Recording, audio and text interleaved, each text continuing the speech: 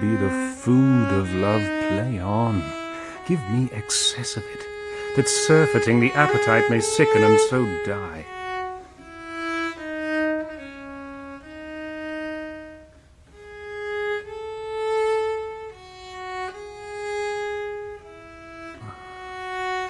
That strain again. It had a dying fall. Oh, it came o'er my ear like the sweet sound that breathes upon a bank of violets, stealing and giving odour.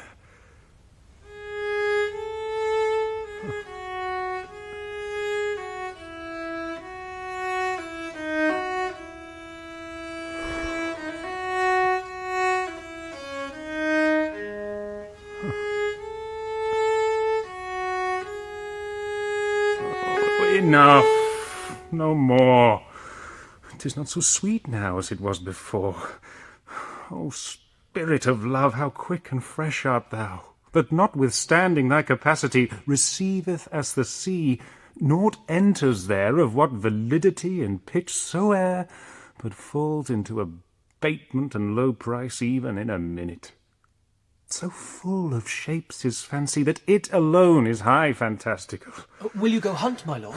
What curio? The hart. Oh, why, so I do. The noblest that I have. Oh, when mine eyes did see Olivia first, methought she purged the air of pestilence. That instant was I turned into a hart, and my desires like fell and cruel hounds ere since pursue me. How now? What news from her? So please, my lord, I might not be admitted, but from her handmaid to return this answer. The element itself, till 7 years' heat, shall not behold her face at ample view, but like a cloistress she will veiled walk, and water once a day her chamber round with eye-offending brine. All this to season a brother's dead love, which she would keep fresh and lasting in her sad remembrance. Oh, she that hath a heart of that fine frame, to pay this debt of love but to a brother. How will she love when the rich golden shaft have killed the flock of all affections else that live in her? When liver, brain, and heart, these sovereign thrones, are all supplied and filled, oh, her sweet perfections, with one self-same king. Away, before me, to sweet beds of flowers. Love thoughts lie rich when canopied with boughs.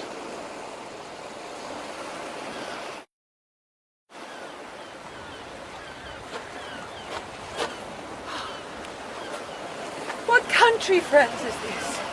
This is Illyria, lady. What should I do in Illyria? My brother, he is in Elysium. Perchance he is not drowned.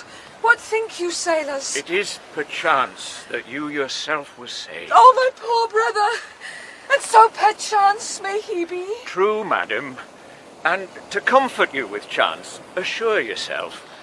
After our ship did split, when you and those poor number saved with you hung on our driving boat, I saw your brother, most provident in peril, bind himself, courage and hope both teaching him the practice, to a strong mast that lived upon the sea, where, like Orion, on the dolphin's back I saw him hold acquaintance with the waves so long as I could see. For saying so, there's gold. Mine own escape unfoldeth to my hope, whereto thy speech serves for authority the like of him. Knowest thou this country? Aye, madam, well. For I was bred and born not 3 hours' travel from this very place. Who governs here? A noble duke, in nature as in name. What is his name? Orsino. Orsino? I have heard my father name him. He was a bachelor then. And so is now, or was so very late. For but a month ago I went from hence, and then 'twas fresh in murmur, as you know what great ones do, the less will prattle of, that he did seek the love of fair Olivia. What's she? A virtuous maid, the daughter of a count that died some 12 months since, then leaving her in the protection of his son, her brother, who shortly also died, for whose dear love, they say, she hath abjured the sight and company of men. Oh, that I served that lady, and might not be delivered to the world till I had made mine own occasion mellow what my estate is. That were hard to compass, because she will admit no kind of suit. No, not the Duke's.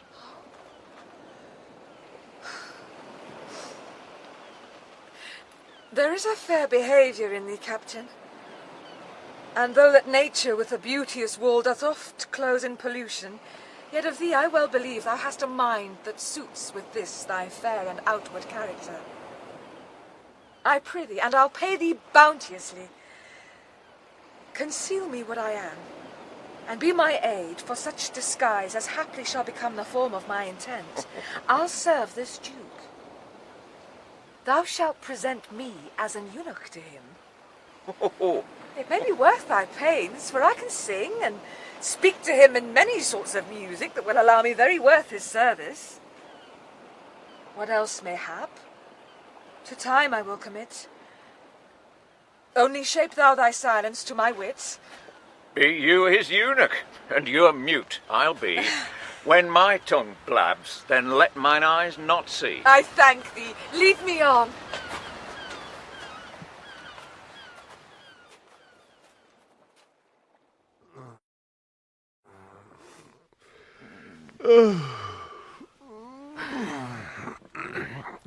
What a plague means my niece to take the death of her brother thus? I am sure care's an enemy to life. Oh, by my troth, Sir Toby, you must come in earlier a night. Your cousin, my lady, takes great exceptions to your ill hours. Why, let her accept before accepted. Aye, but you must confine yourself within the modest limits of order. Confine? I'll confine myself no finer than I am. These clothes are good enough to drink in, and so be these boots too, and they be not. Let them hang themselves in their own straps. Oh, that quaffing and drinking will undo you. I heard my lady talk of it yesterday, and of a foolish knight that you brought in one night here to be her wooer. Who, Sir Andrew Aguecheek? Aye, he. He's as tall a man as any's in Illyria. What's that to the purpose? Why, he has 3,000 ducats a year. Aye, but he'll have but a year in all these ducats. He's a very fool and a prodigal. Fie that you'll say so. He plays in the viol de gamboys and speaks 3 or 4 languages word for word without book, and hath all the good gifts of nature. He hath indeed, almost natural. But besides that he's a fool, he's a great quarreller, and but that he hath the gift of a coward to allay the gust he hath in quarrelling, 'tis thought among the prudent he would quickly have the gift of a grave. By this hand they are scoundrels and substractors that say so of him. Who are they? They that add, moreover, he's drunk nightly in your company. With drinking healths to my niece. I'll drink to her as long as there is a passage in my throat, and drink in Illyria. He's a coward and a coistrel that will not drink to my niece till his brains turn o' the toe like a parish top. What, wench? Castiliano vulgo, for here comes Sir Andrew Agueface. Sir Toby Belch? How now, Sir Toby Belch? Sweet Sir Andrew. Bless you, fair shrew. And you too, sir? Accost, Sir Andrew, accost. What's that? My niece's chambermaid. Good mistress, accost. I desire better acquaintance. My name is Mary, sir. Good mistress, Mary, accost. You mistake, knight. Accost is front her, board her, woo her, assail her. By troth, I would not undertake her in this company.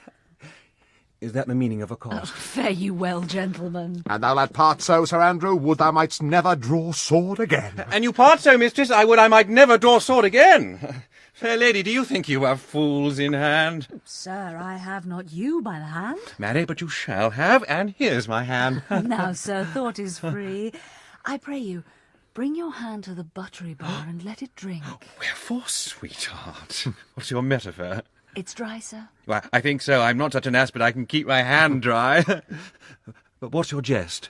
A dry jest, sir. Are you full of them? Aye, sir. I have them at my fingers' ends.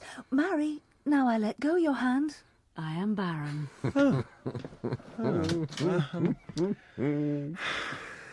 Oh, knight, thou lack'st a cup of canary. When did I see thee so put down? Never in your life, I think, unless you see canary put me down. Methinks sometimes I have no more wit than a Christian or an ordinary man has. But I am a great eater of beef, and I believe that does harm to my wit. No question. And I thought that I'd forswear it. I'll ride home tomorrow, Sir Toby. Pourquoi, my dear knight? Yeah.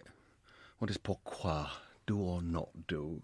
Oh, I would I had bestowed that time in the tongues that I have in fencing, dancing, and bear-baiting. Oh, had I but followed the arts. Then hadst thou had an excellent head of hair. Why? Would that have mended my hair? Past question, for thou seest it will not curl by nature. But it becomes me well enough, does not? Excellent. It hangs like flax on a distaff. And I hope to see a hussif take thee between her legs and spin it off. Faith, I'll home tomorrow, said Toby. Your niece will not be seen.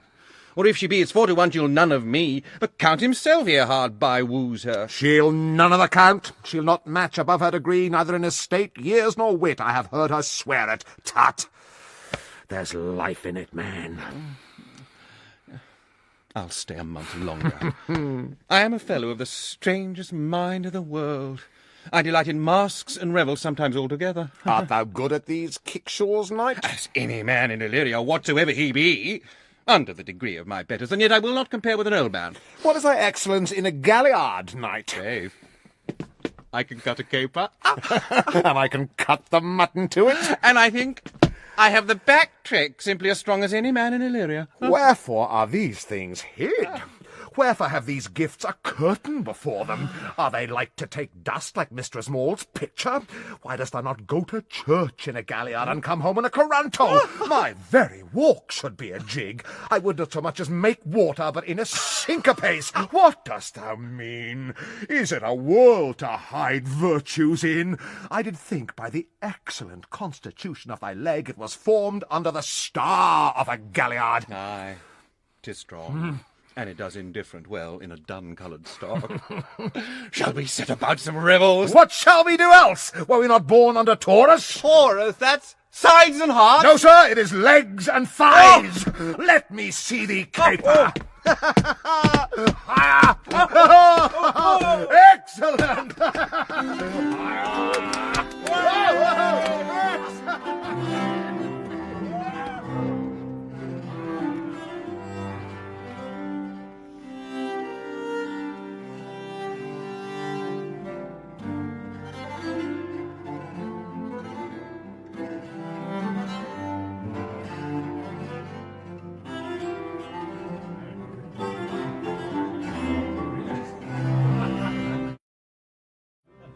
If they do continue these favours towards you, Cesario, you are like to be much advanced.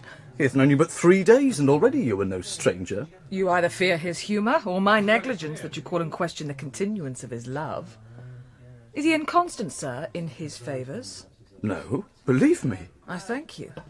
Here comes the Count. Who saw Cesario ho? On your attendance, my lord, here. Stand you a while aloof.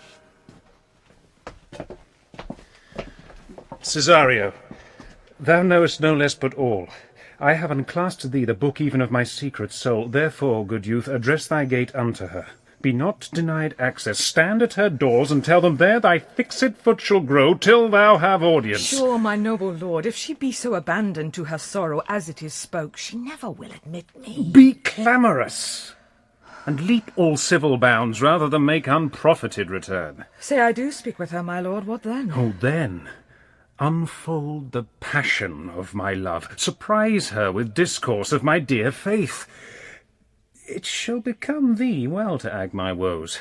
She will attend it better in thy youth than in a nuncio's of more grave aspect. I think not so, my lord. Dear lad, believe it, for they shall yet belie thy happy years that say thou art a man. Diana's lip is not more smooth than Rubius. Thy small pipe is as the maiden's organ, shrill and sound, and all is semblative a woman's part. I know thy constellation is right apt for this affair. Some 4 or 5 attend him, all, if you will, for I myself am best when least in company. Prosper well in this, and thou shalt live as freely as thy lord to call his fortunes thine. I'll do my best to woo your lady. Yet a baleful strife. Whoe'er I woo, myself would be his wife.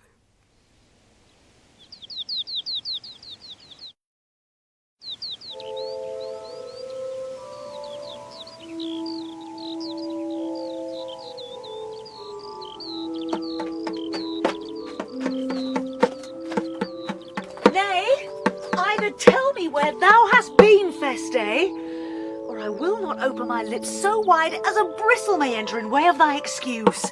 My lady will hang thee for thy absence. Let her hang me. He that is well hanged in this world needs to fear no colours. Make that good. He shall see none to fear. A good Lenten answer. I can tell thee where that saying was born of I fear no colours. Where, good Mistress Mary? In the wars, and that may you be bold to say in your foolery. Well, God give them wisdom that have it, and those that are fools, let them use their talents. Yet you will be hanged for being so long absent. Or to be turned away, is that not as good as a hanging to you? Many a good hanging prevents a bad marriage, and for turning away, let summer bear it out. You are resolute then? Not so neither, but I am resolved on 2 points. That if one break, the other will hold. Or if both break, your gaskins fall. Apt, in good faith, very apt. Well, go thy way. If Sir Toby would leave drinking, thou wert as witty a piece of Eve's flesh as any in Illyria. Peace, you rogue, no more of that. Here comes my lady. Make your excuse wisely. You were best. Wit, an't be thy will, put me into good fooling. Those wits that think they have thee do very oft prove fools, and I, that am sure I lack thee, may pass for a wise man. For what says Queen Apollos? Better a witty fool than a foolish wit. God bless thee, lady. Take the fool away. Do you not hear, fellows? Take away the lady. Go to, you are a dry fool. I'll know more of you. Besides, you grow dishonest. Too false, Madonna, the drink, and good counsel will amend. For, give the dry fool drink, then is the fool not dry. Bid the dishonest man mend himself. If he mend, he is no longer dishonest. If he cannot, let the botcher mend him. Anything that's mended is but patched. Virtue that transgresses is but patched with sin, and sin that amends is but patched with virtue. If that this simple syllogism will serve, so. If it will not, what remedy?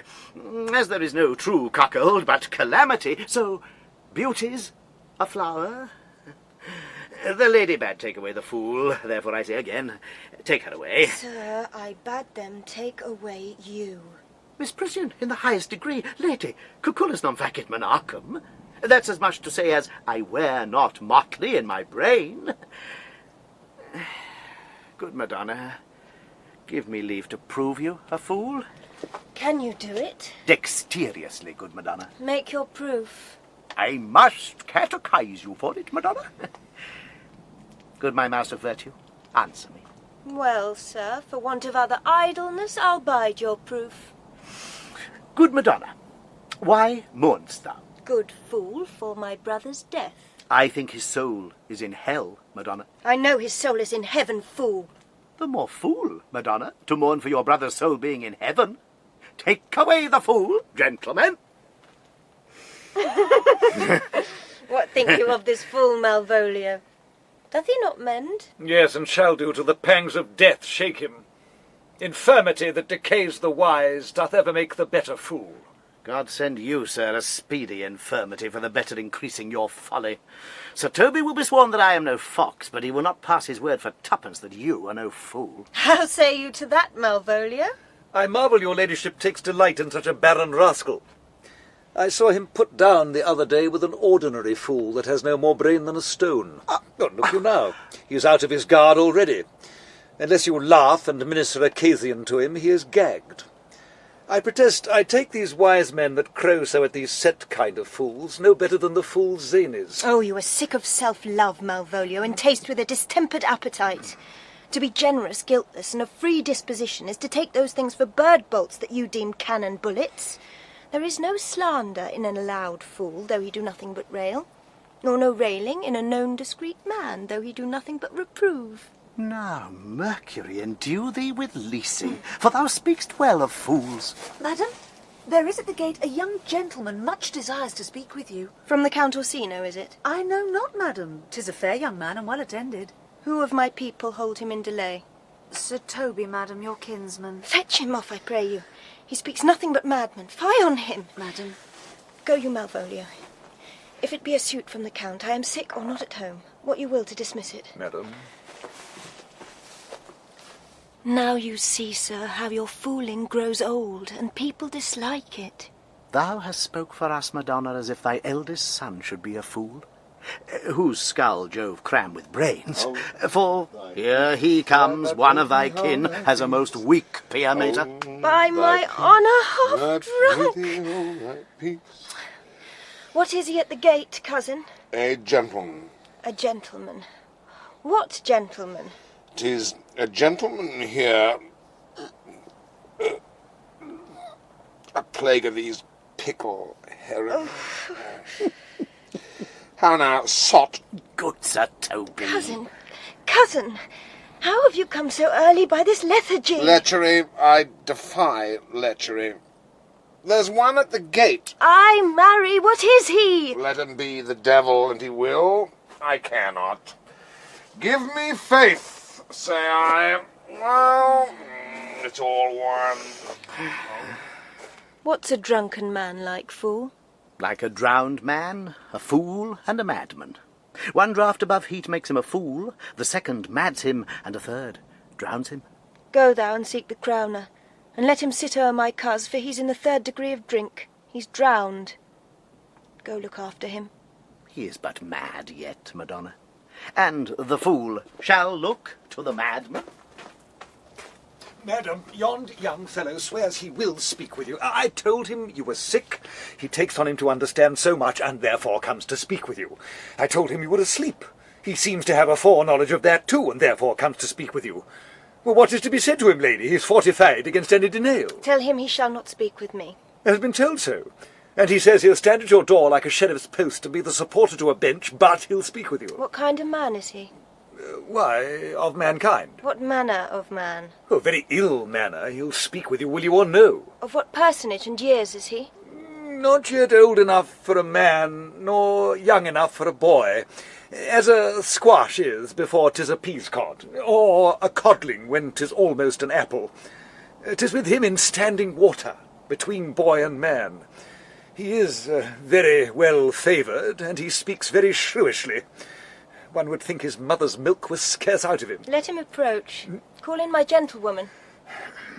Gentlewoman, my lady calls. Give me my veil.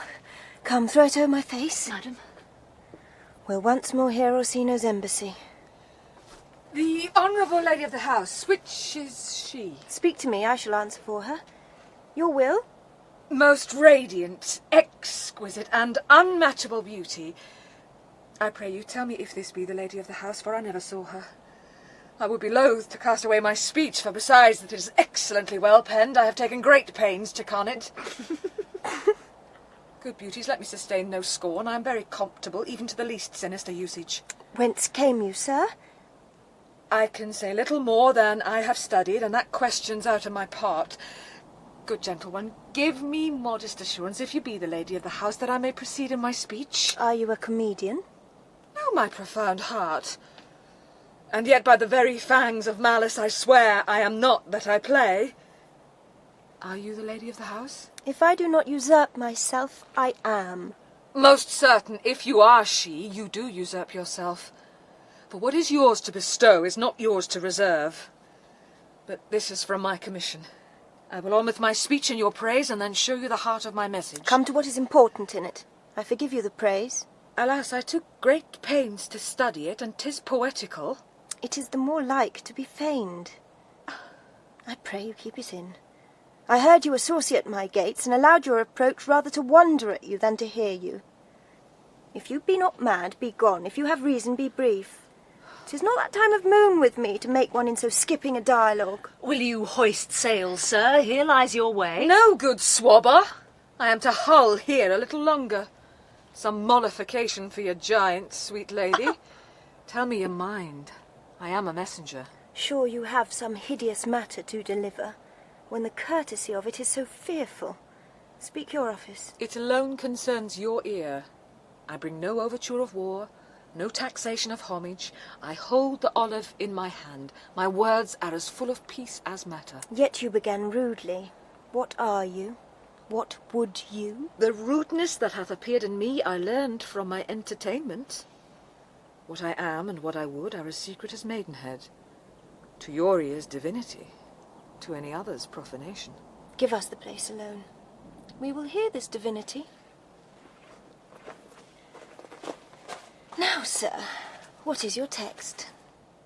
Most sweet lady. A comfortable doctrine, and much may be said of it. Where lies your text?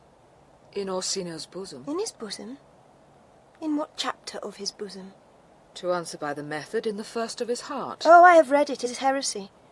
Have you no more to say? Good madam, let me see your face. Have you any commission from your lord to negotiate with my face? You are now out of your text. But we will draw the curtain and show you the picture. Look you, sir.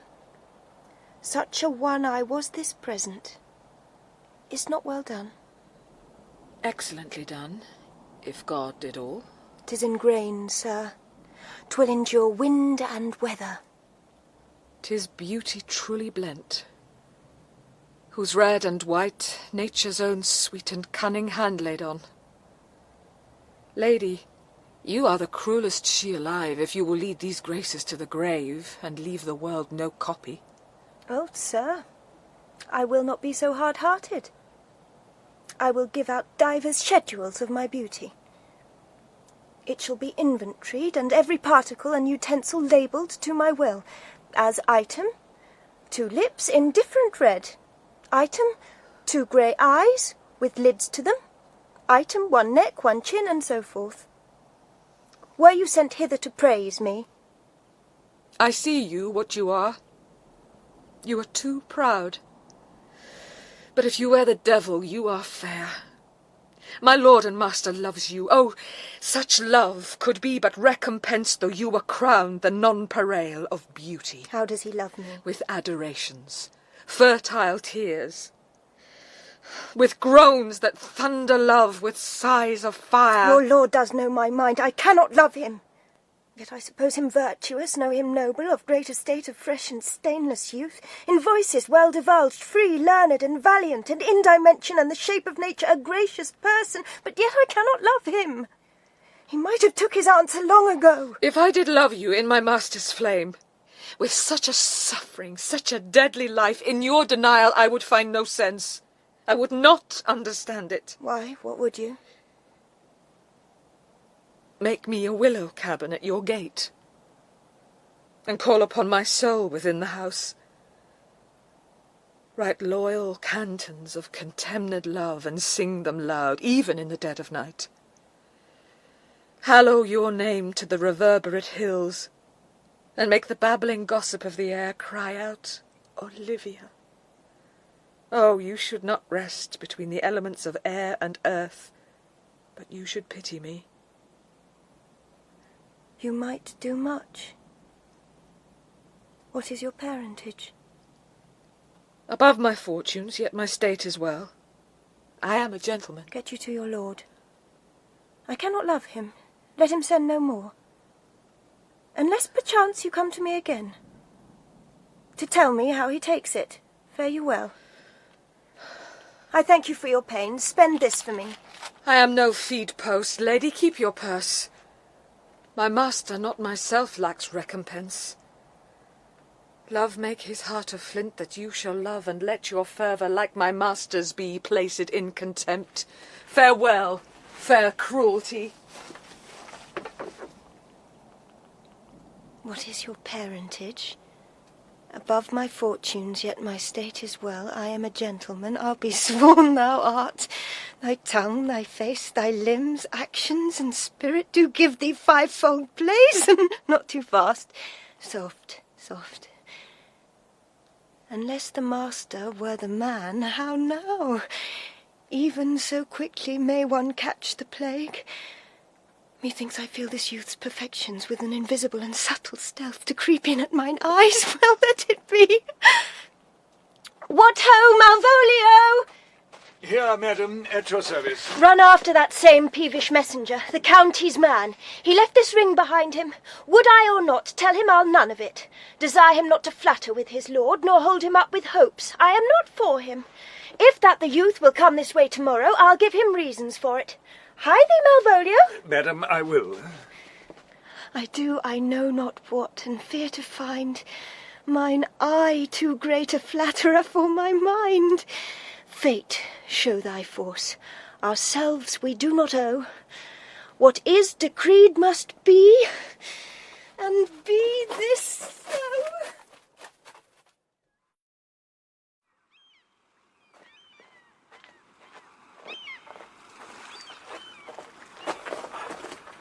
Will you stay no longer? Nor will you not that I go with you? By your patience, no.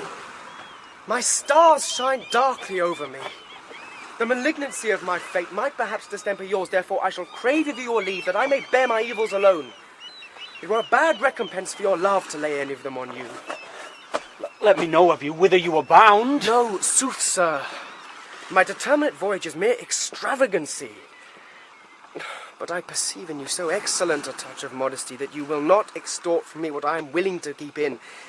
Therefore it charges me in manners the rather to express myself. You must know of me then, Antonio. My name is Sebastian, which I called Roderigo. My father was that Sebastian of Messaline, whom I know you have heard of. He left behind him myself and a sister, both born in an hour. If the heavens had been pleased, would we had so ended. But you, sir, altered that, for some hour before you took me from the breach of the sea, was my sister drowned. Alas, the day! A lady, sir, though it was said she much resembled me, was yet of many accounted beautiful. But though I could not with such estimable wonder over far believe that, yet thus far I will boldly publish her. She bore a mind that envy could not but call fair. She is drowned already, sir, with salt water, though I seem to drown her remembrance again with more. Pardon me, sir, your bad entertainment. Oh, good Antonio, forgive me your trouble. If you will not murder me for my love, let me be your servant. If you will not undo what you have done, that is, kill him whom you have recovered, desire it not. Fare ye well at once. My bosom is full of kindness, and I am yet so near the manners of my mother that upon the least occasion more mine eyes will tell tales of me. I am bound to the Count Orsino's court. Farewell! The gentleness of all the gods go with thee! I have many enemies in Orsino's court, else would I very shortly see thee there. But come what may, I do adore thee so that danger shall seem sport, and I will go.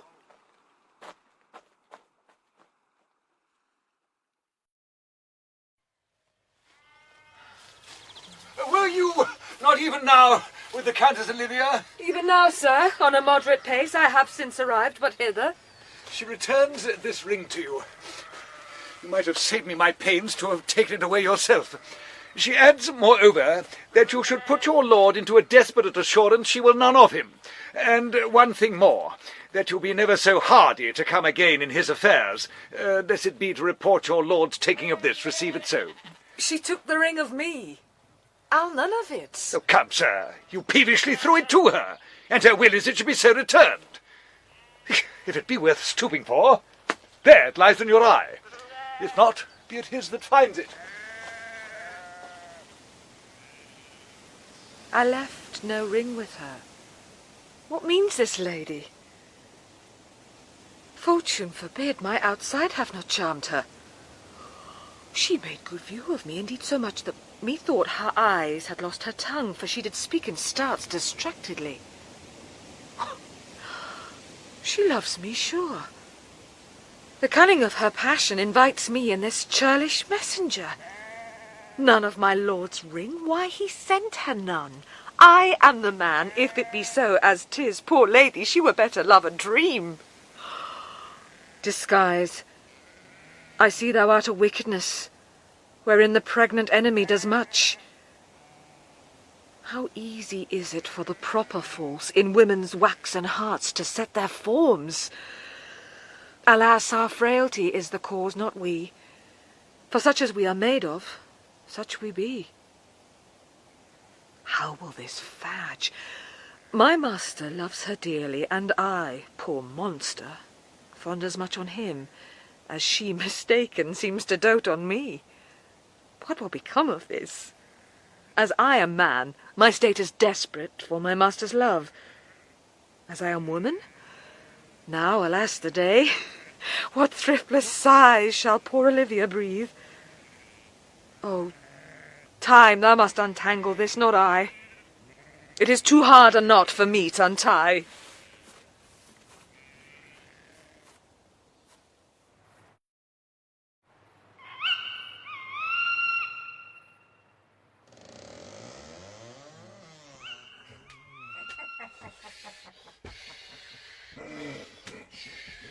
Approach, Sir Andrew. Oh. Not to be abed after midnight is to be up betimes. And deluculo, sugere, thou knowest... Nay, my troth, I know not, but I know to be up late is to be up late. A false conclusion. I hate it as an unfilled can. To be up after midnight and to go to bed then is early, so that to go to bed after midnight is to go to bed betimes. Does not our lives consist of the four elements? Faith, so they say, but I think it rather consists of eating and drinking. Thou art a scholar, let us therefore eat and drink. Marion, I say, a stoop of wine. Here comes the fool in vain. How now, thy hearts! Did you never see the picture of we three? Welcome, ass, now. Let's have a catch. By my troth, the fool has an excellent breast. I'd rather than 40 shillings I had such a leg and so sweet a breath to sing as the fool has. In sooth, thou wast in very gracious fooling last night when thou spokest of Pickering Robert, of the Vapians passing the equinoctial of Cupid. Oh, it was very good, i' faith. I sent thee sixpence for thy leman. I did in petticoats thy gratility. For Malvolio's nose is no whipstock. My lady has a white hand, and the myrmidons are no bottle ale houses. Excellent. Why, this is the best fooling when all is done. Now, a song. Come on, there is sixpence for you. Let's have a song. Yes, a testro for me too. If one night Would you have a love song or a song of good life? A love song. A love song. I care not for good life. Oh, mistress mine, where are you roaming? Oh, mistress mine, where are you roaming? Oh, stay and hear your true love's coming. Oh, stay and hear your true love's coming, that can sing both high and low. Trip no further, pretty sweeting, journey's end in lovers' meeting, every wise man's son doth know. Excellent, good, i' faith. Good. What is love? 'Tis not hereafter. What is love? 'Tis not hereafter. Present mirth hath present laughter. What's to come is still unsure. What's to come is still unsure. In delay there lies no plenty. Then come kiss me, sweet and 20. Youth's a stuff will not endure. A mellifluous voice as I am true knight. A contagious breath. Very sweet and contagious, i' faith. To hear by the nose, it is dulcet in contagion. But shall we make the welkin dance indeed? Shall we rouse the night owl in a catch that will draw 3 souls out of one weaver? Shall we do that? And you love me, let's do it. I am dog at a catch. By our lady, sir, and some dogs will catch well. Most certain. Let our catch be thou knave. Hold thy peace, thou knave knight. I shall be constrained to call thee knave knight. It is not the first time I have constrained one to call me knave. Now begin, fool. He begins, hold thy peace. I shall never begin if I hold my peace. God, he makes... Come, begin! Hold thy peace, and I prithee hold thy peace, thou knave. Hold thy peace, and I Hold pray thee thy hold peace, thy thou peace. knave. Thou knave. Thou knave. Hold thy peace, thou knave. Thou Hold knave. thy peace, Hold thy peace, thou knave. Thou Hold knave. thy peace, and I pray Hold thee thy hold peace, thy thou peace. knave. Hold thy peace. Thou knave. Everything, hold thy Thou peace. knave. Thou Hold knave. thy Thou peace. knave. How long do you keep here? If my lady had not called up her steward Malvolio and bid him turn you out of doors, never trust me. My ladies, Acathian, we are politicians. Malvolio's a peg of Ramsay. And 3 merry men, and 3 merry men, and 3 merry men be we. Am not I consanguineous? Am I not of her blood, Tilly Valley lady? There dwelt a man in Babylon, lady. Through me, the knight's in admirable folly. He does well enough if he be disposed, and so do I too. He does it with a better grace, but I do it more naturally. On the 12th day of December. Masters, are you mad or what are you? Have you no wit, manners nor honesty, but to gabble like tinkers at this time of night? Do ye make an alehouse of my lady's house, that ye squeak out your cosiest catches without any mitigation or remorse of voice? Is there no respect of place, persons, not time in you? We did keep time, sir, in our catches. Snack up. Sir Toby, I must be round with you. My lady bade me tell you that though she harbours you as her kinsman, she's nothing allied to your disorders. If you can separate yourself and your misdemeanours, you are welcome to the house. If not, and it would please you to take leave of her, she is very willing to bid you farewell. Farewell, dear heart, since I must needs be gone. Nay, good Sir Toby. His eyes do show his days are almost done. Is even so. But I will never die. Sir Toby, there you lie. This is much credit to you. Shall I bid him go? What, and if you do? Shall I bid him go and spare not? Oh, no, you dare not. Out of time, sir, ye lie. Art any more than a Stuart?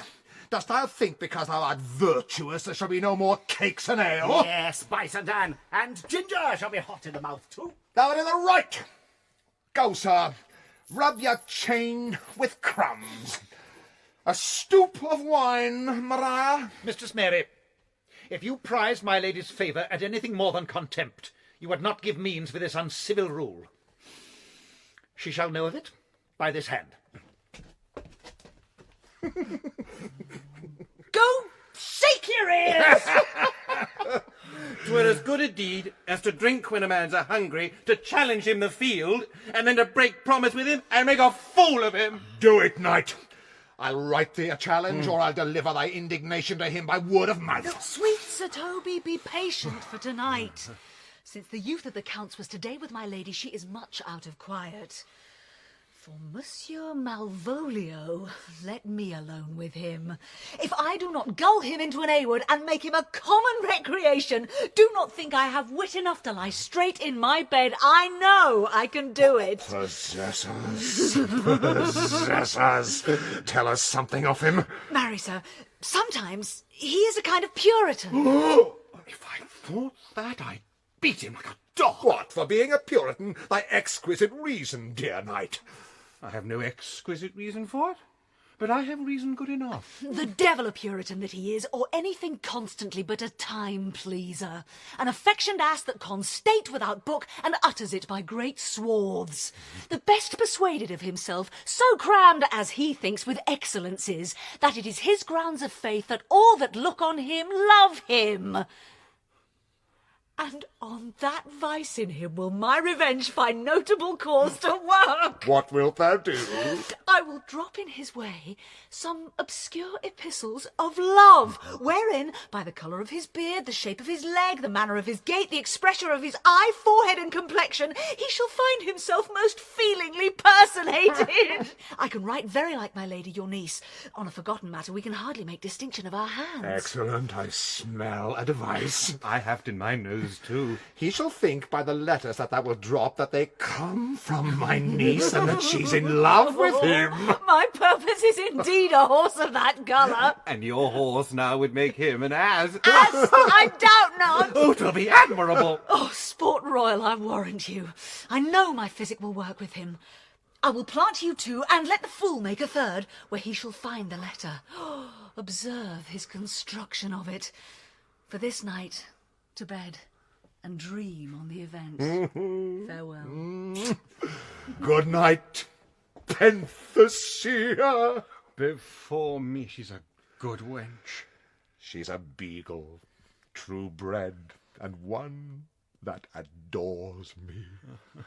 What of that? I was adored once, too. Let's to bed, knight. Thou hadst needs send for more money. If I cannot recover your niece, I am a foul way out. Send for money, knight.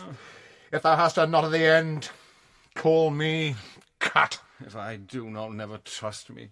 Take it how you will. Come, come, I'll go burn some sack. 'Tis too late to go to bed now. Oh, come, knight. Oh, come, knight.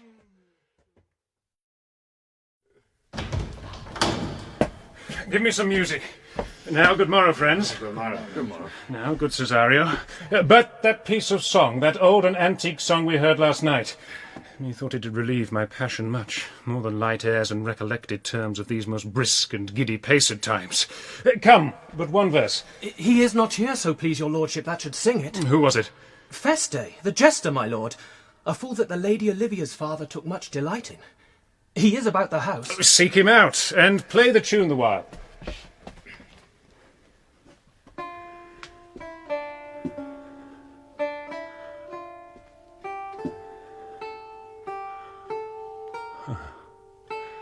Come hither, boy. If ever thou shalt love, in the sweet pangs of it remember me, for such as I am all true lovers are, unstayed and skittish in all motions else, save in the constant image of the creature that is beloved. How dost thou like this tune? It gives a very echo to the seat where love is throned. Thou dost speak masterly. My life upon't, young though thou art, thine eye hath stayed upon some favour that it loves, hath it not, boy? A little by your favour. What kind of woman is't? Of your complexion. She's not worth thee, then. What years, i'faith? About your years, my lord. Too old, by heaven. Let still the woman take an elder than herself. So wears she to him, so sways she level in her husband's heart. For, boy, however we do praise ourselves, our fancies are more giddy and unfirm, more longing, wavering, sooner lost and warm than women's are. I think it well, my lord. Then let thy love be younger than thyself, or thy affection cannot hold the bent. For women are as roses, whose fair flower, being once displayed, doth fall that very hour. And so they are. Alas, that they are so. To die, even when they to perfection grow. Ah, fellow, come. The song we had last night. Mark it, Cesario, 'tis old and plain. The spinsters and the knitters in the sun, and the free maids that weave their thread with bones do use to chant it. It is silly sooth, and dallies with the innocence of love, like the old age. Are you ready, sir? Aye, prithee, sing.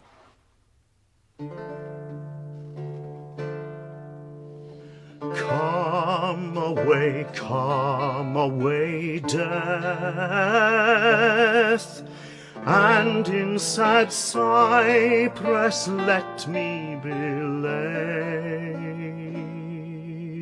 Fly away, breath, I am slain by a fair cruel maid. My shroud of white stuck all with you. Oh, prepare it, my part of death. No one so true did share it.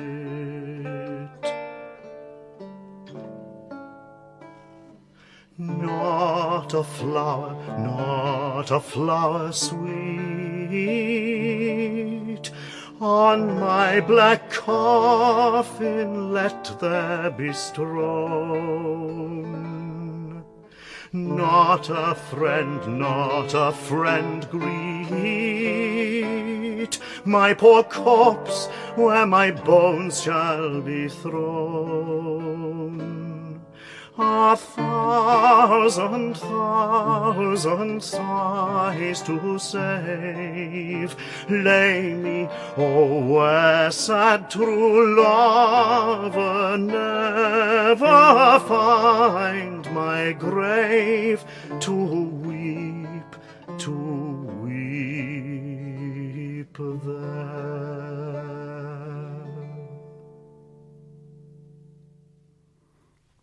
That's for thy pains. No pains, sir. I take pleasure in singing, sir. I'll pay thy pleasure, then. Truly, sir, and pleasure will be paid, one time or another. Give me now leave to leave thee. Now the melancholy god protect thee, and the tailor make thy doublet of changeable taffeta, for thy mind is a very opal. I would have men of such constancy put to sea, that their business might be everything, and their intent everywhere, for that's it that always makes a good voyage of nothing. Farewell. Let all the rest give place.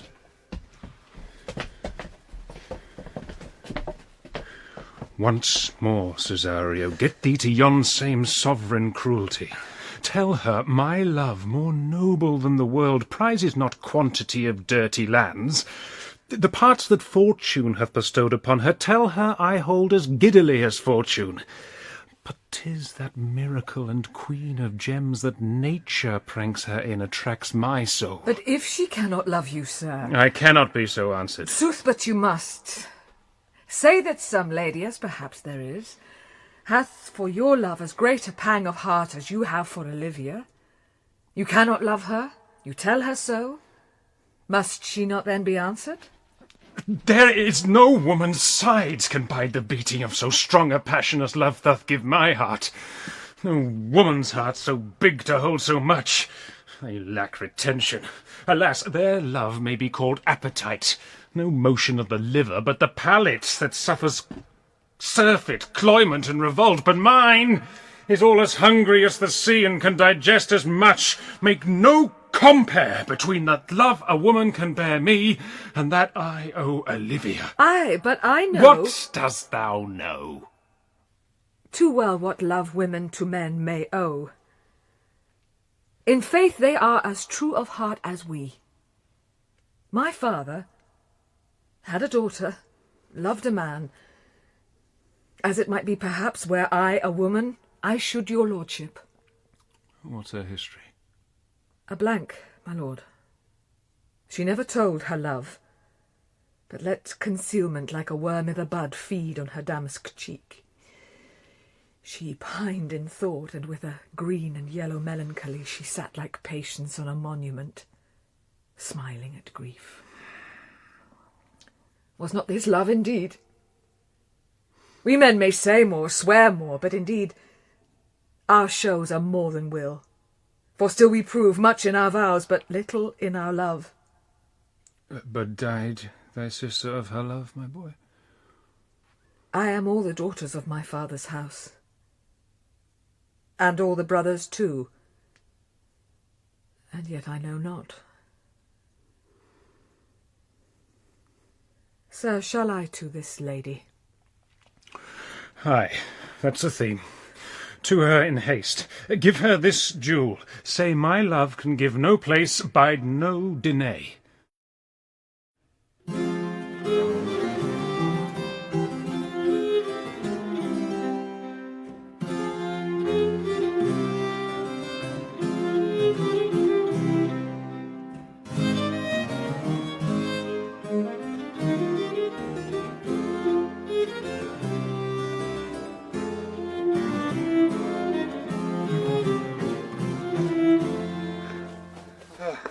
Come thy ways, Signor Fabian. Nay, I'll come.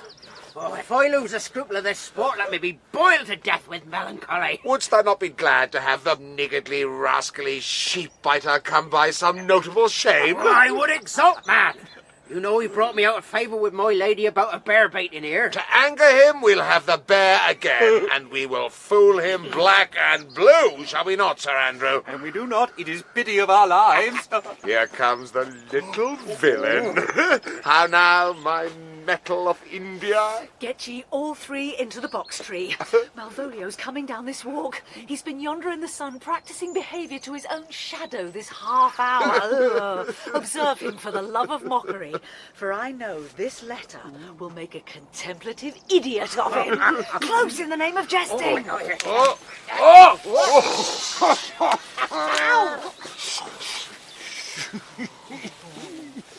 Lie thou there, for here comes the trout that must be caught with tickling. But fortune, all is fortune.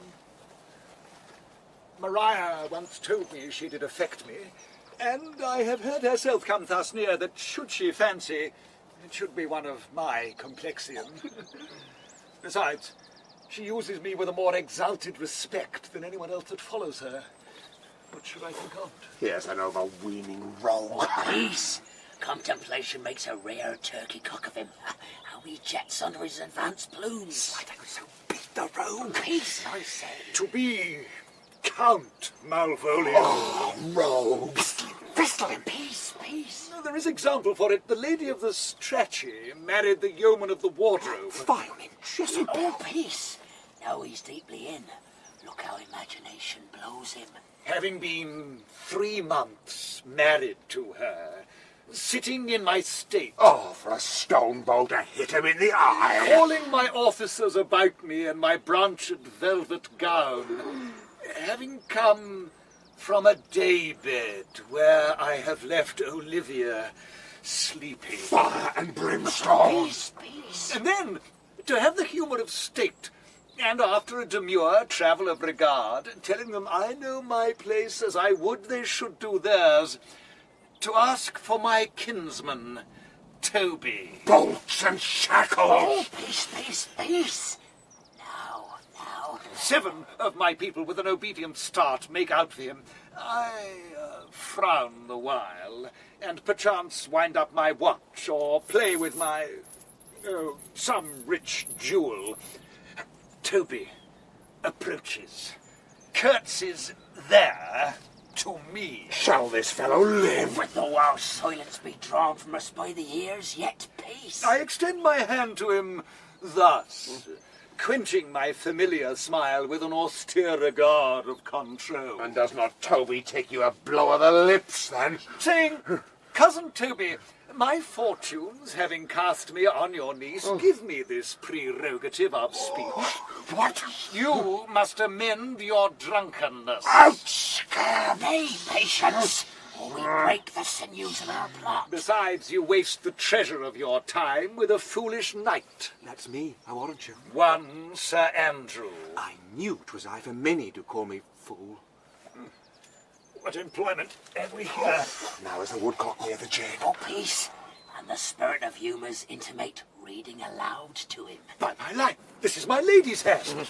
These be her very C's, her U's, and her T's. And thus makes she her great P's. It is in contempt of question her hand. C's, her U's, and her T's. Why that? To the unknown beloved, this, and my good wishes, her very phrases. By your leave, Wax. Soft. And the impressure, her Lucrece, with which she uses to seal. It is my lady. To whom should this be? Oh, this wins him liver and all. Jove knows I love. But who? Lips do not move, no man must know. No man must know.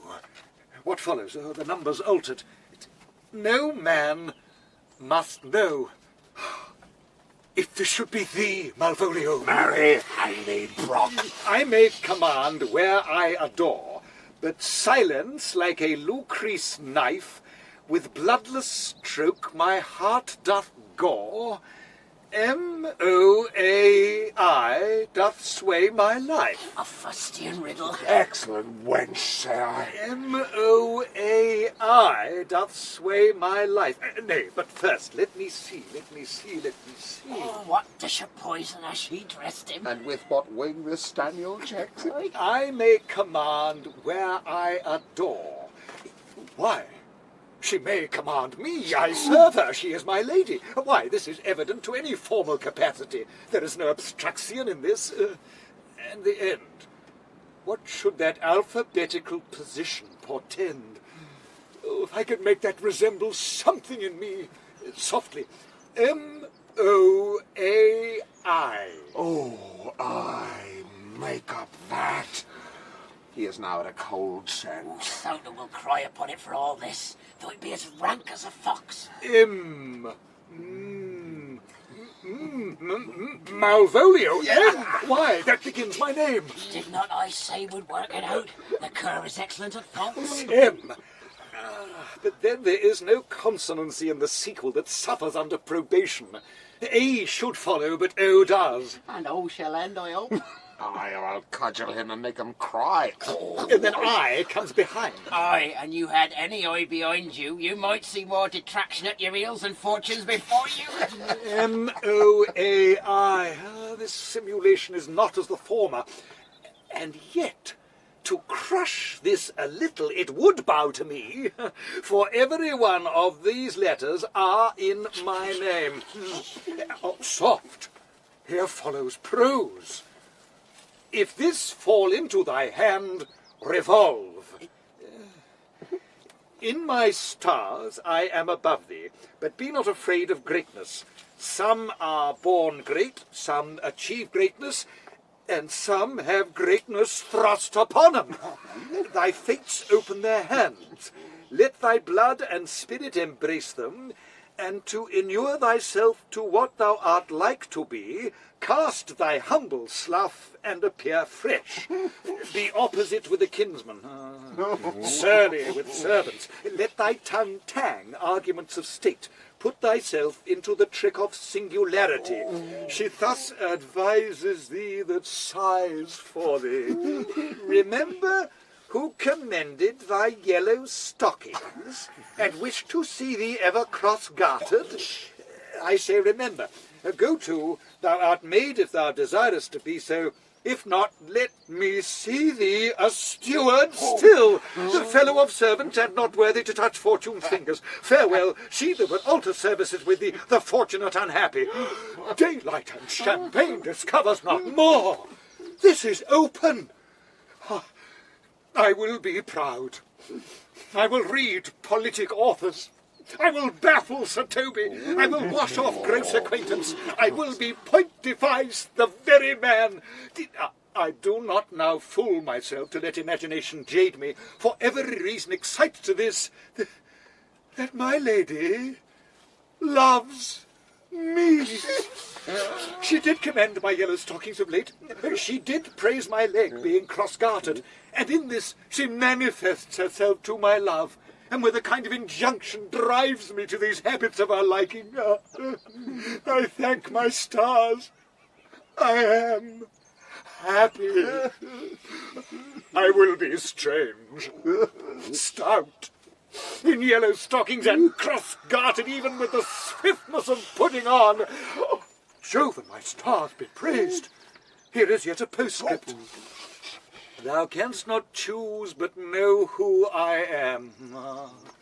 If thou entertainst my love, let it appear in thy smiling. Thy smiles become thee well. Therefore in my presence still smile, dear my sweet, I prithee. Oh, Jove, I thank thee. I will smile. I will do everything that thou wilt have me. I will not give my part of this sport for a pension of thousands to be paid from the Sophie. I could marry this wench for this device. So could I, too. I'd ask no other dowry with her but such another jest. Nor I neither. Here comes my noble gull catcher. Maria, wilt wilt thou set thy foot on my neck? Or on mine, either. Shall I play my freedom a trade trip and become thy bond slave? If faith or I, either. Why, thou hast put him in such a dream that when the image of it leaves him, he must run mad. Nay, but say true, does it work upon him? Like aqua vita with a midwife. If you will then see the fruits of the sport, mark his first approach before my lady. He will come to her in yellow stockings, and 'tis a colour she abhors, and cross-gartered a fashion she detests, and he will smile upon her, which will now be so unsuitable to her disposition, being addicted to a melancholy as she is, that it cannot but turn him into a notable contempt. If you will see it, follow me. To the gates of Tartar, thou most excellent devil of wit! I'll make one too.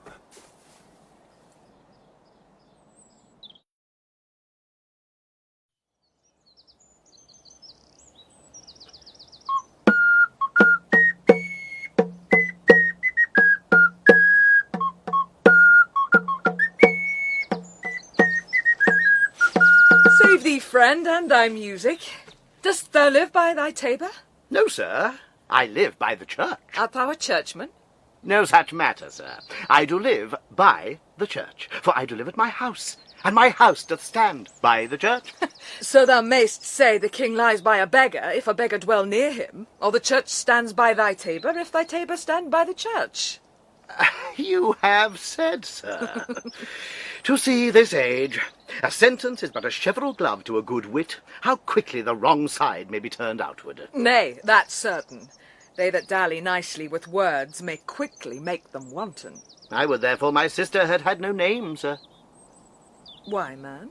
Why, sir, her name's a word, and to dally with that word might make my sister wanton. But indeed words are very rascals, since bonds disgrace them. Thy reason, man? Truth, sir, I can yield you none without words, and words are grown so false, I am loath to prove reason with them. I warrant thou art a merry fellow, and carest for nothing. Not so, sir. I do care for something, but in my conscience, sir, I do not care for you. If that be to care for nothing, I would it would make you invisible. Art not thou the Lady Olivia's fool? No, indeed, sir. The Lady Olivia has no folly. She will keep no fool, sir, till she be married, and fools are as like husbands as pilchards are to herrings. The husband's the bigger. I am indeed not her fool, but her corrupter of words. I saw thee late at the Count Orsino's. Foolery, sir, does walk about the orb like the sun. It shines everywhere. I would be sorry, sir, but the fool should be as oft with your master as with my mistress. I think I saw your wisdom there. Nay, and thou pass upon me, I'll no more with thee. Hold, there's expenses for thee. Oh, now, Jove, in his next commodity of hair, send thee a beard. By my troth, I'll tell thee I am almost sick for one, though I would not have it grow on my chin. Is thy lady within? Would not a pair of these have bred, sir? Yes, being kept together and put to use. I would play Lord Pandarus of Phrygia, sir, to bring a Cressida to this Troilus. I understand you, sir. 'Tis well begged. The matter, I hope, is not great, sir. Begging but a beggar. Cressida was a beggar. My lady is within, sir. I will conster to them whence you come. Who you are and what you would are out of my welkin. I might say element, but the word is overworn. This fellow is wise enough to play the fool, and to do that well craves a kind of wit.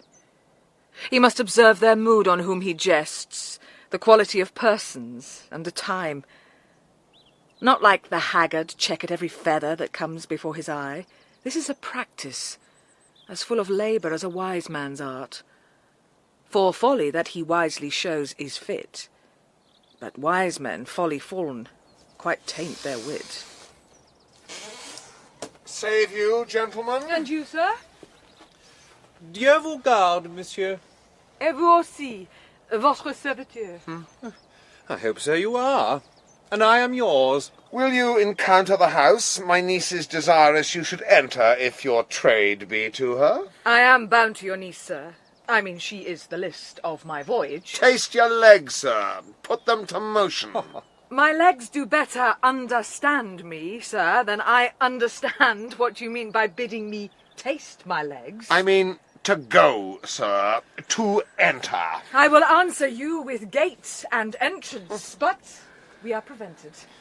Most excellent, accomplished lady, the heavens rain odours on you. That youth's a rare courtier, rain odours. Well, My matter hath no voice, lady, but to your own most pregnant and vouchsafed ear. odours, pregnant and vouchsafed.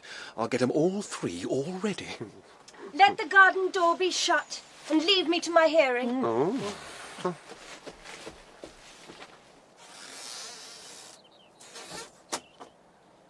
Give me your hand, sir. My duty, madam, and most humble service. What is your name? Cesario is your servant's name, fair princess. My servant, sir? 'Twas never merry world since lowly feigning was called compliment. You are servant to the Count Orsino, youth. And he is yours, and his must needs be yours. Your servant's servant is your servant, madam. For him, I think not on him, for his thoughts would they were blanks rather than filled with me. Madam, I come to whet your gentle thoughts on his behalf. Oh, by your leave, I pray you. I bade you never speak again of him. But would you undertake another suit? I had rather hear you to solicit that than music from the spheres. Dear lady... Oh, give me leave, beseech you. I did send. After the last enchantment you did hear, a ring in chase of you. So did I abuse myself, my servant, and I fear me you. Under your hard construction must I sit, to force that on you in a shameful cunning which you knew none of yours. What might you think? Have you not set mine honour at the stake, and baited it with all the unmuzzled thoughts that tyrannous heart can think? To one of your receiving, enough is shown. A cypress, not a bosom, hides my heart. So let me hear you speak. I pity you. That's a degree to love. No, not agrees. For 'tis a vulgar proof that very oft we pity enemies. Why then, methinks 'tis time to smile again. Oh, world, how apt the poor are to be proud! If one should be a prey, how much the better to fall before the lion than the wolf. The clock upbraids me with the waste of time. Be not afraid, good youth, I will not have you. And yet when wit and youth is come to harvest, your wife is like to reap a proper man. There lies your way. Due west. Then westward ho! Grace and good disposition attend your ladyship. You'll nothing, madam, to my lord by me. Stay. I prithee tell me what thou think'st of me. That you do think you are not what you are. If I think so, I think the same of you. Then think you right. I am not what I am. I would you were as I would have you be. Would it be better, madam, than I am? I wish it might, for now I am your fool. Oh, what a deal of scorn looks beautiful in the contempt and anger of his lip. A murderous guilt shows not itself more soon than love that would seem hid. Love's night is noon. Cesario, by the roses of the spring, by maidhood, honour, truth, and everything, I love thee so that, maugre all thy pride, nor wit nor reason can my passion hide. Do not extort thy reasons from this clause, for that I woo thou therefore hast no cause. But rather reason thus, with reason fetter. Love sought is good, but given unsought is better. By innocence I swear, and by my youth, I have one heart, one bosom, and one truth, and that no woman has, nor never none shall mistress be of it, save I alone. And so adieu, good madam. Never more will I my master's tears to you deplore. Yet come again, for thou perhaps mayst move that heart which now abhors to like his love.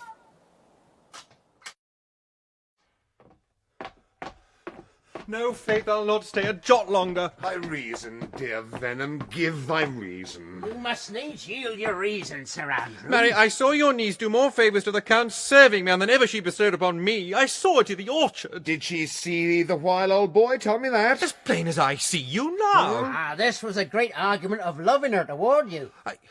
Slight, will you make an ass of me? I will prove it legitimate, sir, upon the oaths of judgment and reason. And they have been grand jurymen since before Noah was a sailor. She did show favour to the youth in your sight only to exasperate you, to awake your dormouse valour, to put fire in your heart and brimstone in your liver. You should then have accosted her, and with some excellent jests, firing you from the mint, you should have banged the youth into dumbness. This was looked for at your hand, and this was balked. The double guilt of this opportunity you let time wash off, and you are now sailed into the north of my lady's opinion, where you will hang like an icicle on a Dutchman's beard unless you do redeem it by some laudable attempt, either of valour or policy. And be anywhere must be with valour, for policy I hate. I had as lief be a brownist as a politician. Why then build me thy fortunes upon the basis of valour. Challenge me, the Count's youth, to fight with him. Hurt him in 11 places. My niece shall take note of it, and assure thyself there is no love-broker in the world can more prevail in man's commendation with woman than report of valour. There is no way but this, Sir Andrew. Will either of you bear me a challenge to him? Go. Write it in a martial hand. Be cursed and brief.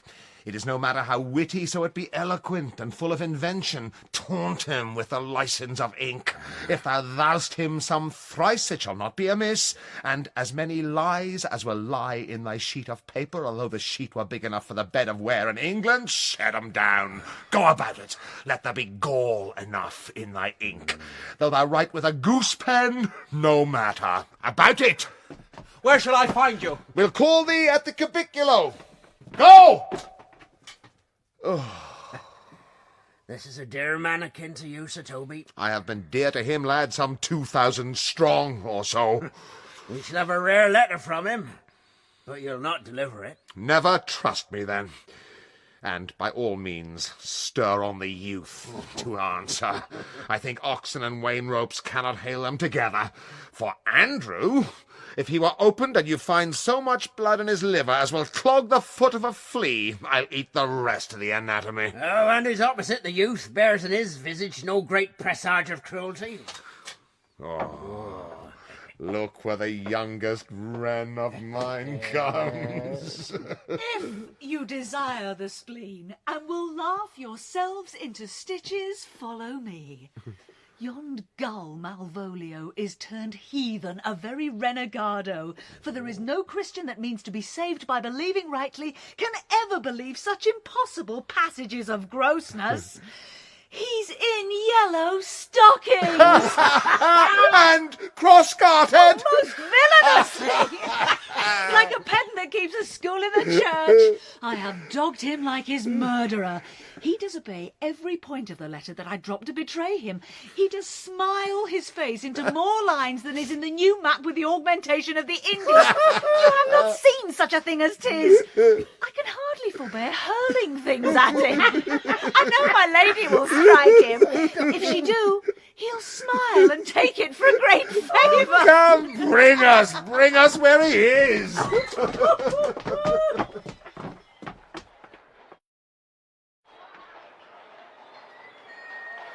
I would not by my will have troubled you, but since you make your pleasure of your pains, I will no further chide you. I could not stay behind you.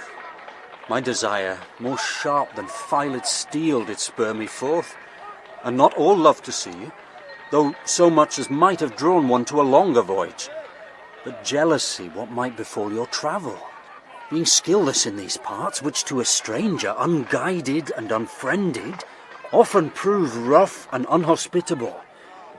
My willing love, the rather by these arguments of fear, set forth in your pursuit. My kind Antonio, I can no other answer make but thanks and ever thanks.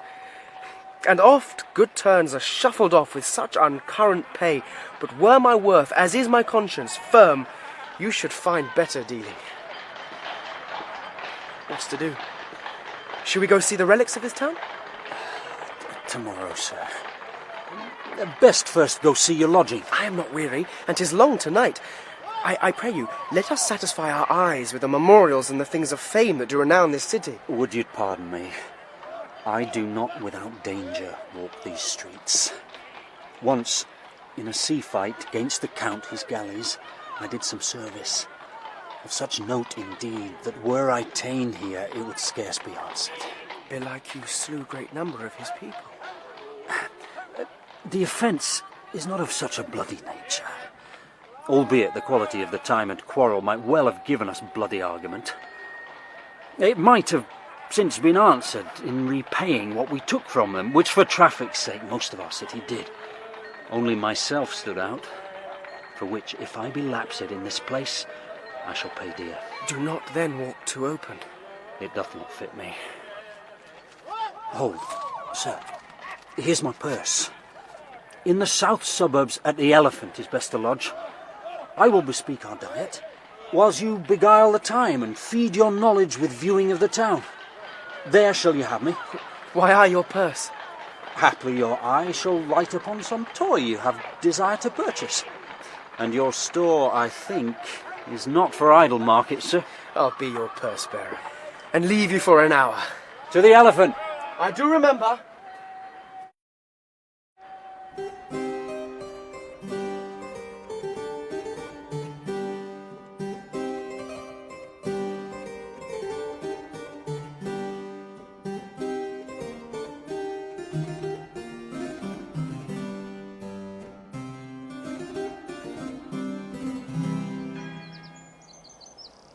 I have sent after him. He says he'll come. How shall I feast him? What bestow of him? For youth is bought more oft than begged or borrowed. I speak too loud. Where's Malvolio? He is sad and civil, and suits well for a servant with my fortunes. Where is Malvolio? He's coming, madam, but in very strange manner. He is sure possessed, madam. Why? What's the matter? Does he rave? No, madam, he does nothing but smile. Your ladyship were best to have some guard about you if he come, for sure the man is tainted in's wits. Go call him hither. I am as mad as he, if sad and merry madness equal be. How now, Malvolio? Sweet lady! Smile, star.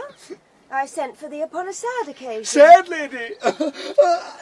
I could be sad. This does make some obstruction in the blood, this cross-gartering. Oh, but what of that? If it please the eye of one, it is with me as the very true sonnet is, please one and please all. Why, how dost thou, man? What is the matter with thee? Oh, not black in my mind, though yellow in my legs. Oh, it did come to his hands, and command shall be executed. I think we do know the sweet Roman hand. Wilt thou go to bed, Malvolio? To bed? Oh, aye, sweetheart, and I'll come to thee. God comfort thee! Why dost thou smile so and kiss thy hand so oft? How do you, Malvolio? At your request. Oh, yes, nightingales answer doors. Why appear you with this ridiculous boldness before my lady? Be not afraid of greatness. 'Twas well writ. What meanest thou by that, Malvolio? Some are born great. Huh? Some achieve greatness. What sayest thou? And some have greatness thrust upon them. Oh! Restore thee! Remember who commended thy yellow stockings. My yellow stockings? And wished to see thee cross-gartered. Cross-gartered? Go to, thou art maid, if thou desirest to be so. Am I maid? If not, let me see thee a servant still. Why, this is very midsummer madness. Madam, the young gentleman of the Count Orsino's is returned. I could hardly entreat him back. He attends your ladyship's pleasure. I'll come to him. Good Maria, let this fellow be looked to. Where's my cousin Toby? Let some of my people have a special care of him. I would not have him miscarry for the half of my dowry, madam. Oh, do you come near me now, huh? No worse man than Sir Toby to look to me. This concurs directly with the letter. She sends him on purpose that I may appear stubborn to him. For she incites me to that in the letter. Cast thy humble slough, says she. Be opposite with a kinsman, surly with servants. Let thy tongue tang with arguments of state. Put thyself into the trick of singularity, and consequently sets down the manner how, as a sad face, a reverent carriage, a slow tongue, in the habit of some sir of note, and so forth. Ah, I have limed her. But it is Jove's doing, and Jove make me thankful. And when she went away now, let this fellow be looked to. Fellow. Not Malvolio, nor after my degree, but fellow. Why, everything adheres together that no dram of a scruple, no scruple of a scruple, no obstacle, no incredulous or unsafe circumstance. What can be said? Nothing that can be can come between me and the full prospect of my hopes. Well, Jove, not I, is the doer of this, and he is to be thanked. Which way is he, in the name of sanctity? If all the devils of hell be drawn in little, and Legion himself possessed him, yet I'll speak to him. Here he is, here he is. Oh. How is't with you, sir? How is't with you, man? Go off.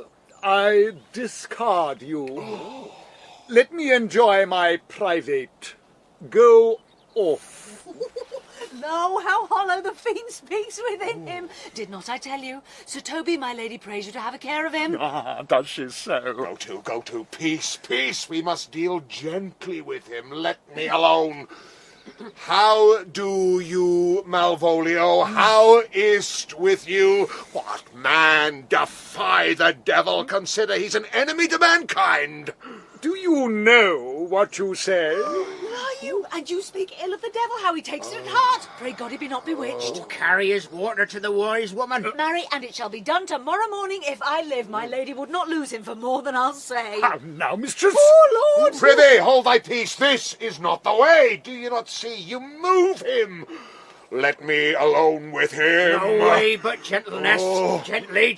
Oh. The fiend is rough and will not be roughly used. Why, how now, my boar cock? How dost thou? Sir! I biddy, come with me. What man, 'tis not for gravity to play a cherry pit with Satan. Hang him, foul collier.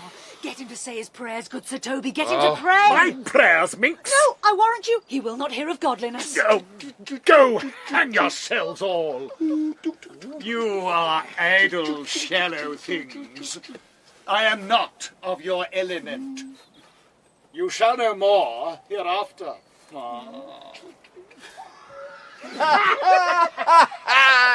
Oh, it's possible. If this were played upon a stage now, I could condemn it as an improbable fiction. His very genius hath taken the infection of the device. Nay, pursue him now, lest the device take air and taste. Oh, why, we shall make him mad indeed. Oh, the house will be the quieter. Come, we'll have him in a dark room and bound. My niece is already in the belief that he's mad. We may carry it thus for our pleasure and his penance till our very pastime, tired out of breath, prompt us to have mercy on him, at which time we will bring the device to the bar and crown thee for a finder of madmen, Maria. But see. Oh, more matter for a May morning. Here's the challenge. Read it. I warrant there's vinegar and pepper in it. Oh, it's so saucy. Ah, yes. I warrant him. Do but read. Give me. Youth, whatsoever thou art but a scurvy fellow. Oh, good and valiant. Wonder not, nor admire not in thy mind why I do call thee so, for I will show thee no reason. Oh, for a it. good note. That keeps you from the blow of the Lord. Thou comest to the Lady Olivia, and in my sight she uses thee kindly, but thou liest in thy throat. That is not the matter I challenge thee for. Oh, very brief and to exceeding good sense. Less. I will waylay thee going home, where, if it be thy chance to kill me, good. Thou kill'st me like a rogue and a villain. Oh, still you keeper of the windy side of the law. Good. Fare thee well, and God have mercy upon one of our souls. He may have mercy upon mine, but my hope is better, and so look to thyself. Thy friend as thou usest him, and thy sworn enemy, Andrew Aguecheek. If this letter move him not, his legs cannot.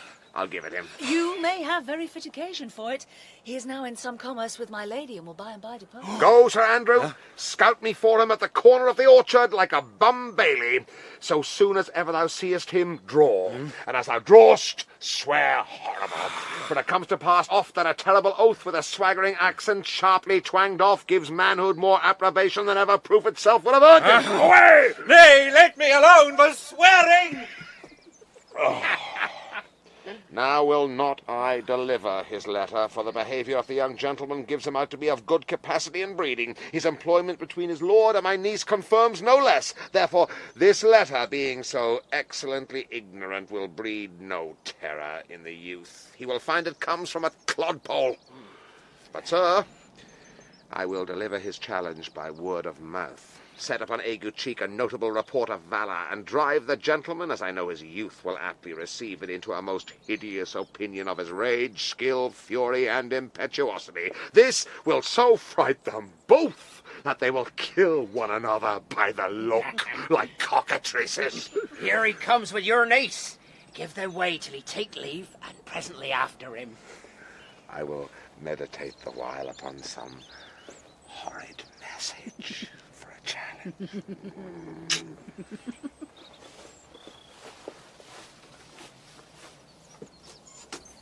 I have said too much unto a heart of stone, and laid mine honour too unchary on it.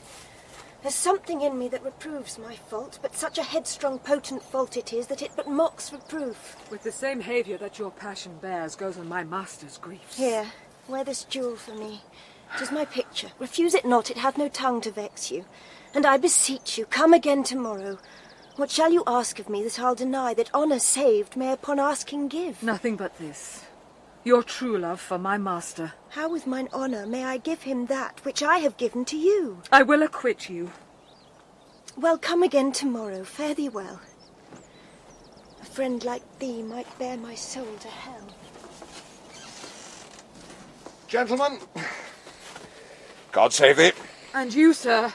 That defence thou hast, betake thee to it. Of what nature the wrongs are thou hast done him, I know not, but thy interceptor, full of despite, bloody as the hunter, attends thee at the orchard end. Dismount thy tuck. Be yar in thy preparation, for thy assailant is quick, skilful, and deadly. You mistake, sir. I am sure no man hath any quarrel to me. My remembrance is very free and clear from any image of offence done to any man. You'll find it otherwise, I assure you. Therefore, if you hold your life at any price, betake you to your guard. For your opposite hath in him what youth, strength, skill, and wrath can furnish man withal. I pray you, sir, what is he? He is knight, dubbed with unhatched rapier and on carpet consideration, but he is a devil in private brawl. Souls and bodies hath he divorced 3, and his incensement at this moment is so implacable that satisfaction can be none but by pangs of death and sepulchre. Hobnob is his word. Give it or take it. I will return again into the house and desire some conduct of the lady. I am no fighter. I have heard of some kind of men that put quarrels purposely on others to taste their valour. Belike this is a man of that quirk. Sir, no. His indignation derives itself out of a very competent injury. Therefore get you on and give him his desire. Back you shall not to the house, unless you undertake that with me, which with as much safety you might answer him. Therefore on, or strip your sword stark naked. For meddle you must, that's certain, or forswear to wear iron about you. This is as uncivil as strange. I beseech you, do me this courteous office as to know of the knight what my offence is to him. It is something of my negligence, nothing of my purpose. I will do so. Signor Fabian, stay you by this gentleman till my return. Pray you, sir, do you know of this matter? I know the knight is incensed against you, even to immortal arbitrament. But nothing of the circumstance more. I beseech you, what manner of man is he? Oh, nothing of that wonderful promise, to read him by his form, as you are like to find him in the proof of his valour. He is indeed, sir, the most skilful, bloody and fatal opposite that you could possibly have found in any part of Illyria. Will you walk towards him? I will make your peace with him if I can. I shall be much bound to you for it. I am one that had rather go with Sir Priest than Sir Knight. I care not who knows so much of my metal. Why, man, he's a very devil. I have not seen such a farrago. I had a pass with him, rapier, scabbard and all, and he gives me the stuck-in with such a mortal motion that it is inevitable. And on the answer, he pays you as surely as your feet hits the ground they step on. They say he has been a fencer to the Sophy. Poxalt, I'll not meddle with him. Aye, but he will not now be pacified. Fabian can scarce hold him yonder. Plague on't. And I thought he had been valiant and so cunning in fence I'd have seen him damned ere I'd have challenged him.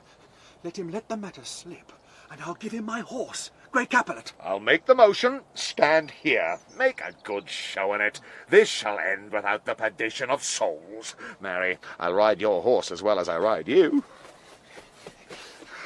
Signor Fabian, I have his horse to take up the quarrel. I have persuaded him the youth's a devil.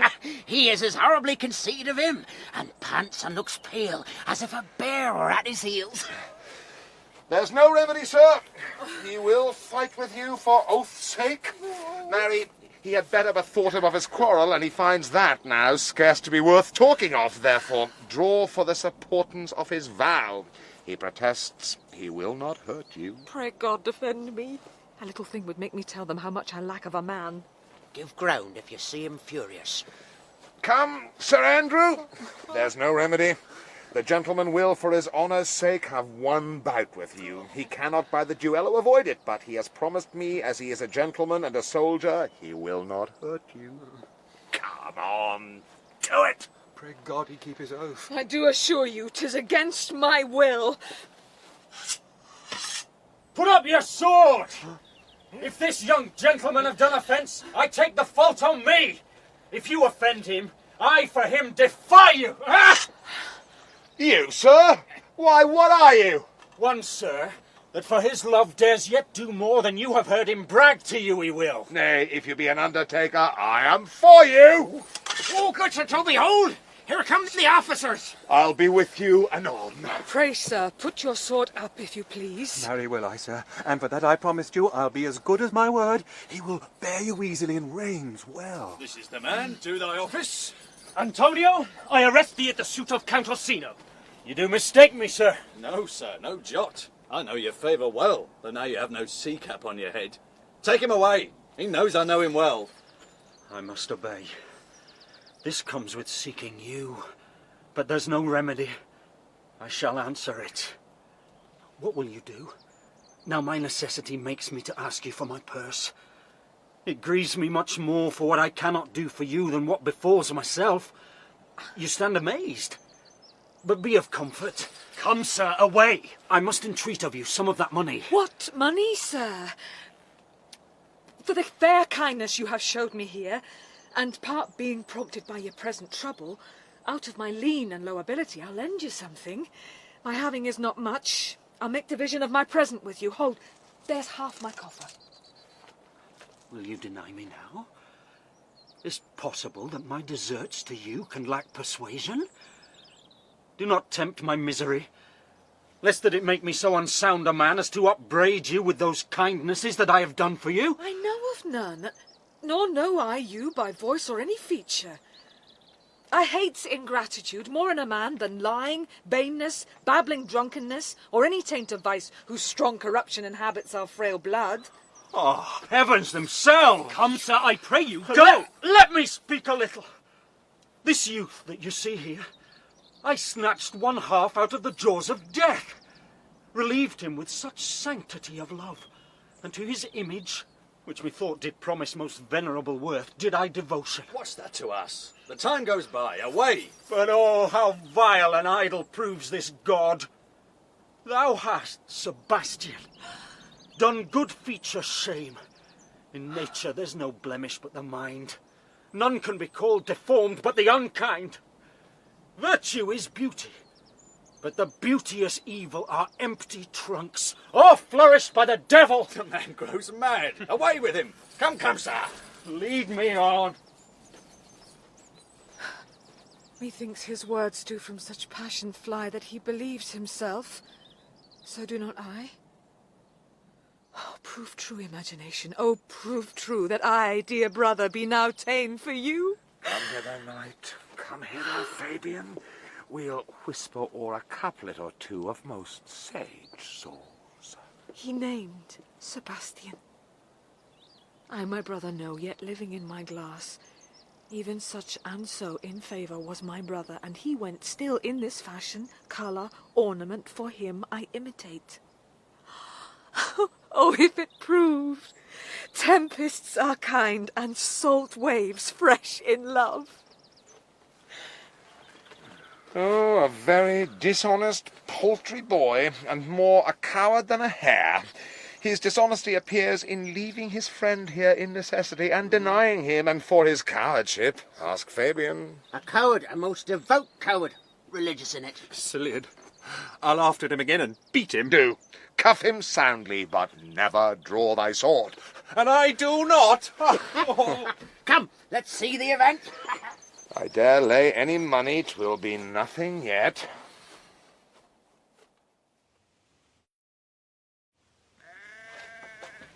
Will you make me believe that I am not sent for you? Go to, thou art a foolish fellow. Let me be clear of thee. Well held out, i' faith.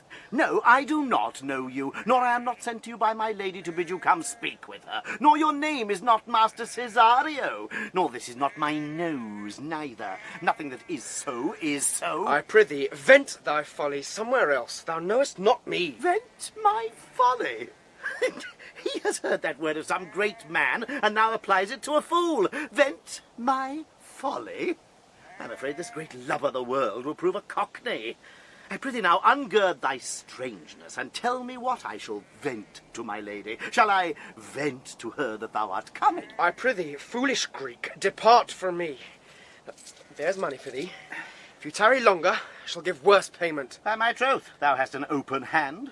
These wise men that give fools money get themselves a good report after 14 years' purchase.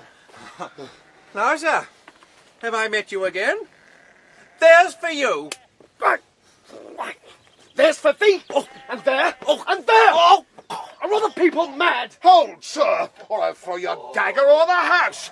This will I tell my lady straight. I would not be in some of your coats for topper. Come on, sir, hold! Nay, let him alone. I'll go another way to work with him. I'll have an action of battery against him if there be any law in Illyria. Though I struck him first, it is no matter for that. Let go thy hand. Come, sir, I will not let you go. Come, my young soldier, put up your iron. You are well fleshed. Come on. I will be free from thee.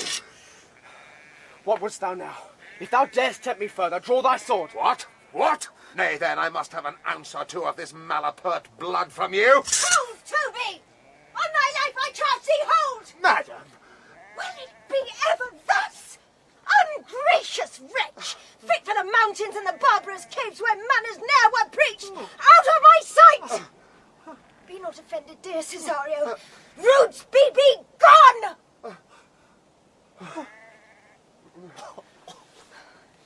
I pray thee, gentle friend, let thy fair wisdom, not thy passion, sway in this uncivil and unjust extent against thy peace. Go with me to my house, and hear thou there how many fruitless pranks this ruffian hath botched up, that thou thereby mayst smile at this. Thou shalt not choose but go. Do not deny, beshrew his soul for me. He started one poor heart of mine in thee. What relish is in this? How runs the stream? Or I am mad, or else this is a dream. Let fancy still my sense in Lethe steep. If it be thus to dream, still let me sleep. Nay, come, I prithee. Would thou be ruled by me? Madam, I will.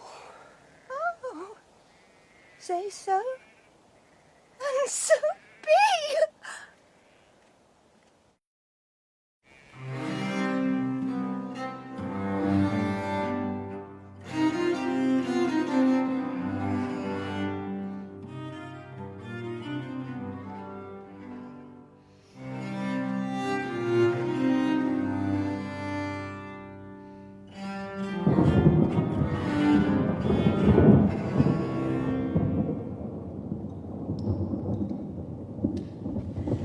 Nay, I prithee, put on this gown and this beard.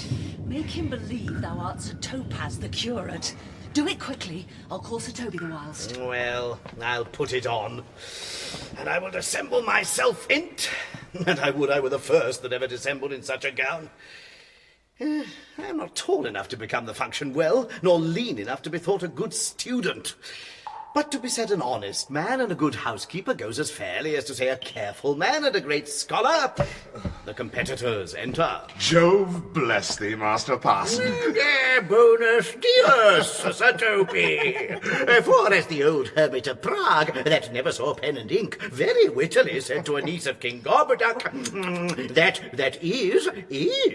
So I, being Master Parson, am Master Parson. For what is that but that, and is but is. To him, Sir Topaz. What ho, I say! Peace in this prison? The knave counterfeits well, a good knave. Who calls there? Sir Topaz, the curate, who comes to visit Malvolio, the lunatic. Sir Topaz, good Sir Topaz, go to my lady. Oh, hyperbolical fiend, how vexest thou this man? Talk'st thou nothing but of ladies? Well said, Master Parson. Sir Topaz, never was man thus wronged. Oh, good Sir Topaz, do not think I am mad. They have laid me here in hideous darkness. Fie, thou dishonest Satan! I call thee by the most modest terms, for I am one of those gentle ones that will use the devil himself with courtesy. Say'st thou that the house is dark? As hell, Sir Topaz. Why, it hath bay windows transparent as barricadoes, and the clear stories towards the south-north are as lustrous as ebony. And yet complainst thou of obstruction? I am not mad, Sir Topaz. I say to you, this house is dark. Madman, thou errest. I say there is no darkness but ignorance, in which thou art more puzzled than the Egyptians in their fog. I say this house is as dark as ignorance, though ignorance were as dark as hell. And I say there was never man thus abused. I am no more mad than you are. Make the trial of it in any constant question. What is the opinion of Pythagoras concerning wildfowl? That the soul of our grand dam might haply inhabit a bird. What thinkst thou of his opinion? I think nobly of the soul, and no way approve his opinion. Fare thee well. Remain thou still in darkness. Thou shalt hold the opinion of Pythagoras ere I will allow of thy wits, and fear to kill a woodcock, lest thou dispossess the soul of thy grandam. Fare thee well. Sir Topaz, Sir Topaz! My most exquisite Sir Topaz. Nay, I am for all waters. Thou mightst have done this without thy beard and gown. He sees thee not. To him in thine own voice, and bring me word how thou find'st him. No! I would we were well rid of this knavery. If he may be conveniently delivered, I would he were, for I am now so far in offence with my niece that I cannot pursue with any safety this sport to the upshot. Maria, come by and by to my chamber.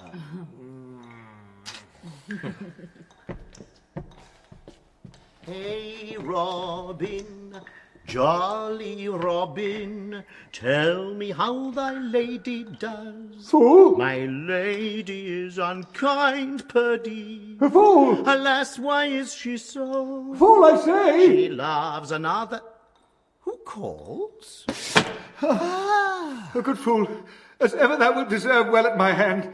Help me to a candle and pen, ink and paper. As I am a gentleman, I will live to be thankful to thee for it. Master Malvolio?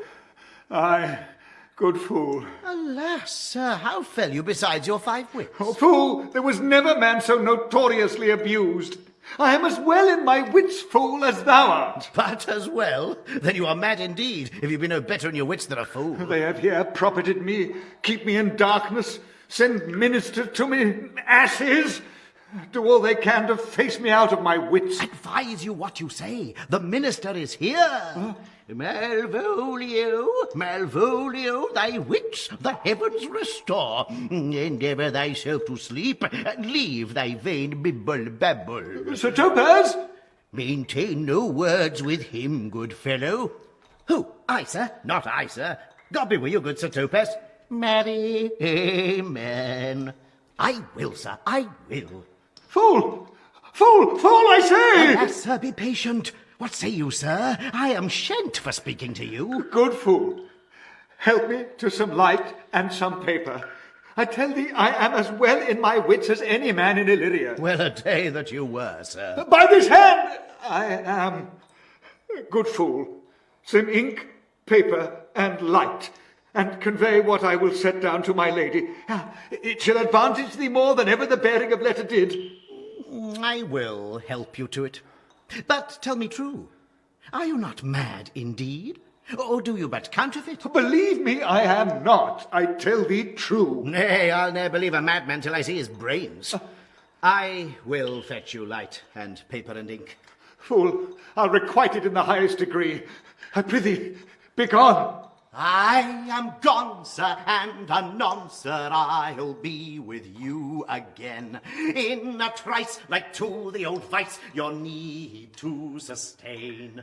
Who with dagger of laugh, in his rage and his wrath, cries aha to the devil, like a mad lad, pare thy nails, dad, adieu, good man, devil.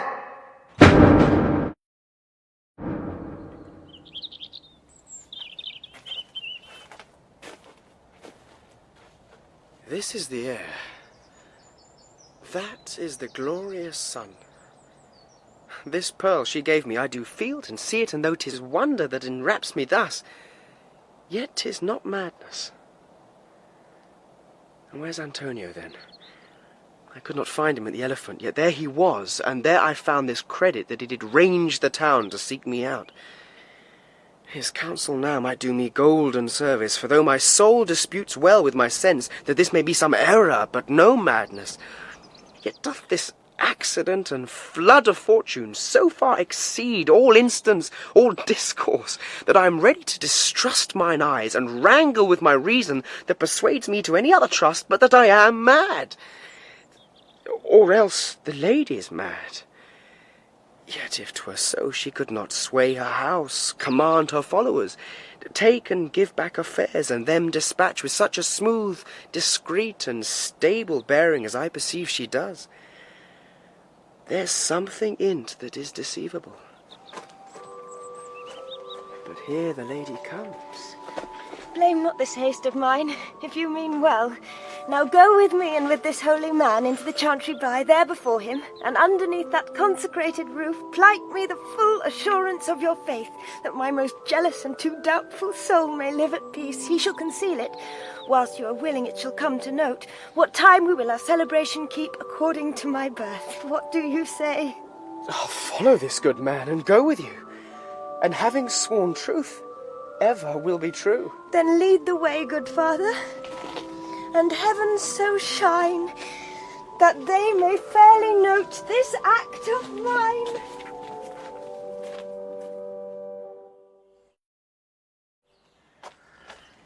Now, as thou lovest me, let me see his letter. Good Master Fabian, grant me another request. Anything. Do not desire to see this letter? Oh, this is to give a dog, and in recompense desire my dog again. Belong you to the Lady Olivia, friends? Aye, sir. We are some of her trappings. I know thee well. How dost thou, my good fellow? Truly, sir, the better for my foes and the worse for my friends. Just the contrary, the better for thy friends. No, sir, the worst. Well, how can that be? Marry, sir, they praise me and make an ass of me. Now my foes tell me plainly I am an ass, so that by my foes, sir, I profit in the knowledge of myself, and by my friends I am abused. So that conclusions to be as kisses. If your 4 negatives make your 2 affirmatives, why then, the worse for my friends and the better for my foes. Why, this is excellent. By my troth, sir, no. Though it please you to be one of my friends. Thou shalt not be the worse for me, there's gold. But that it would be double dealing, sir, I would you could make it another. Oh, you give me ill counsel. Put your grace in your pocket, sir, for this once, and let your flesh and blood obey it. Well, I will be so much a sinner to be a double dealer. There's another.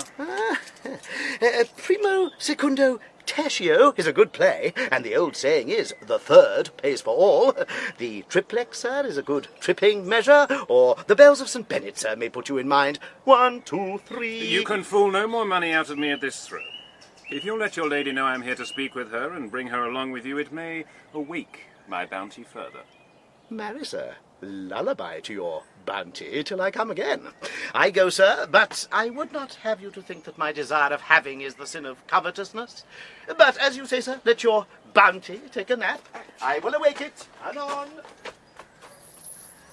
Here comes the man, sir, that did rescue me.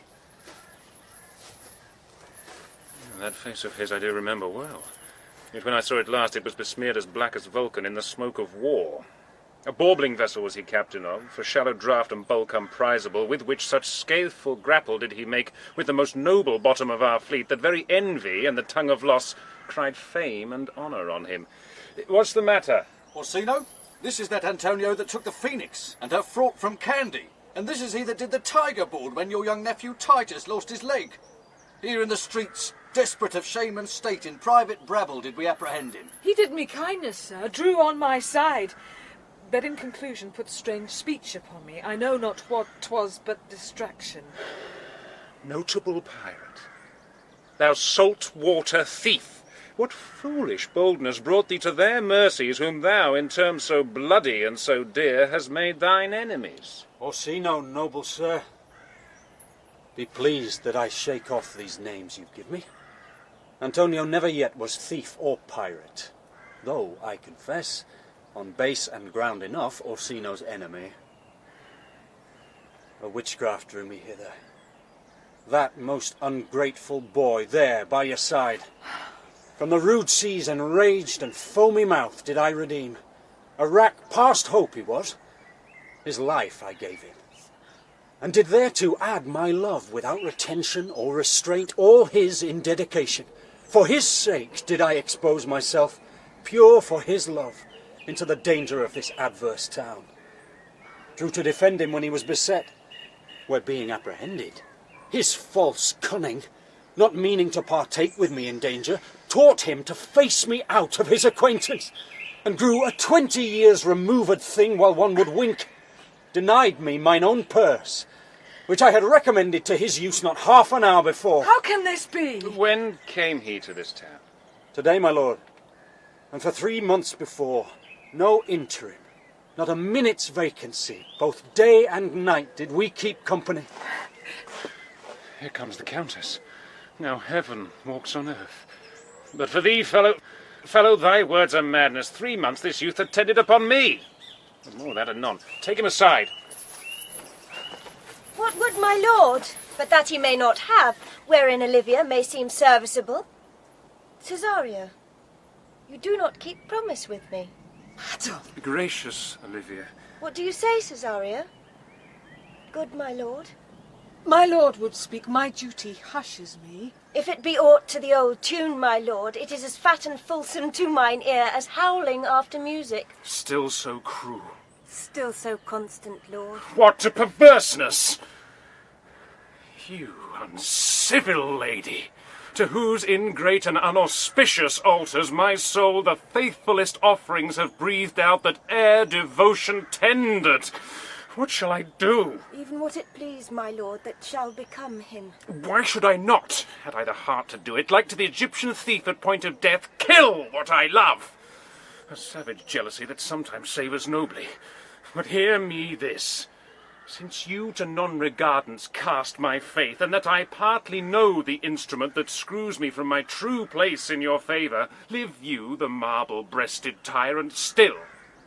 But this, your minion, whom I know you love, and whom, by heaven, I swear I tender dearly, him will I tear out of that cruel eye where he sits crowned in his master's spite.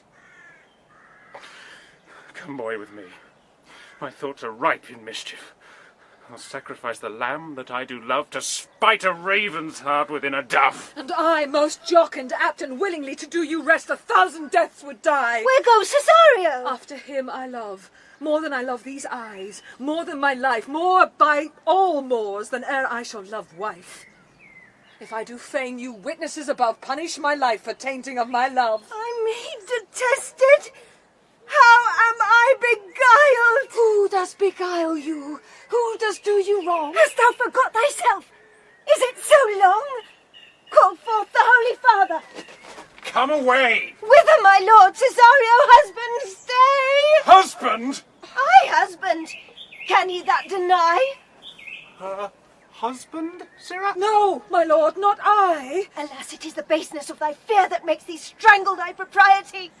Fear not, Cesario, take thy fortunes up. Be that thou knowest thou art, and then thou art as great as that thou fearest. O welcome, father. Father, I charge thee by thy reverence here to unfold, though lately we intended to keep in darkness what occasion now reveals before 'tis right. What thou dost know hath newly passed between this youth and me. A contract of eternal bond of love, confirmed by mutual joinder of your hands, attested by the holy close of lips, strengthened by the interchangement of your rings, and all the ceremony of this compact sealed in my function by my testimony. Since when my watch hath told me, toward my grave, I have travelled but 2 hours. Oh, thou dissembling cub! What wilt thou be when time hath sowed a grizzle on thy case? I will not else thy craft so quickly grow that thine own trip shall be thine overthrow. Farewell, and take her, but direct thy feet where thou and I henceforth may never meet. My lord, I do protest. Oh, do not swear. Hold little faith, though thou hast too much fear. For the love of God, a surgeon! Send one presently to Sir Toby. What's the matter? Has broke my head across, and has given Sir Toby a bloody coxcomb too. For the love of God, your help. I'd rather than £40 I were at home. Who has done this, Sir Andrew? The Count's gentleman, one Cesario. We took him for a coward, but he's the very devil incarnate. My gentleman, Cesario. Oh, Siflings! Here he is. You broke my head for nothing. And that I did, I was sent on to do it by Sir Toby. Why do you speak to me? I never hurt you. You drew your sword upon me without cause, but I bespake you fair and hurt you not. If a bloody coxcomb be a hurt, you have hurt me. I think you said nothing by a bloody coxcomb. Here comes Sir Toby, halting. You shall hear more. But if he had not been in drink, he would have tickled you up against than he did. How now, gentlemen, how is't with you? That's all one. Has hurt me, and there's the end on't. Sot! Did see Dick Surgeon? Sot! Oh, he's drunk, Sir Toby, an hour agone. His eyes were set at 8 in the morning. Then he's a rogue and a passy measures pavan. I hate a drunken rogue. Away with him. Who hath made this havoc with them? I'll help you, Sir Toby, because we'll be dressed together. Will you help? An asshead and a coxcomb and a knave, a thin-faced knave, a gull. Get him to bed, and let his hurt be looked to.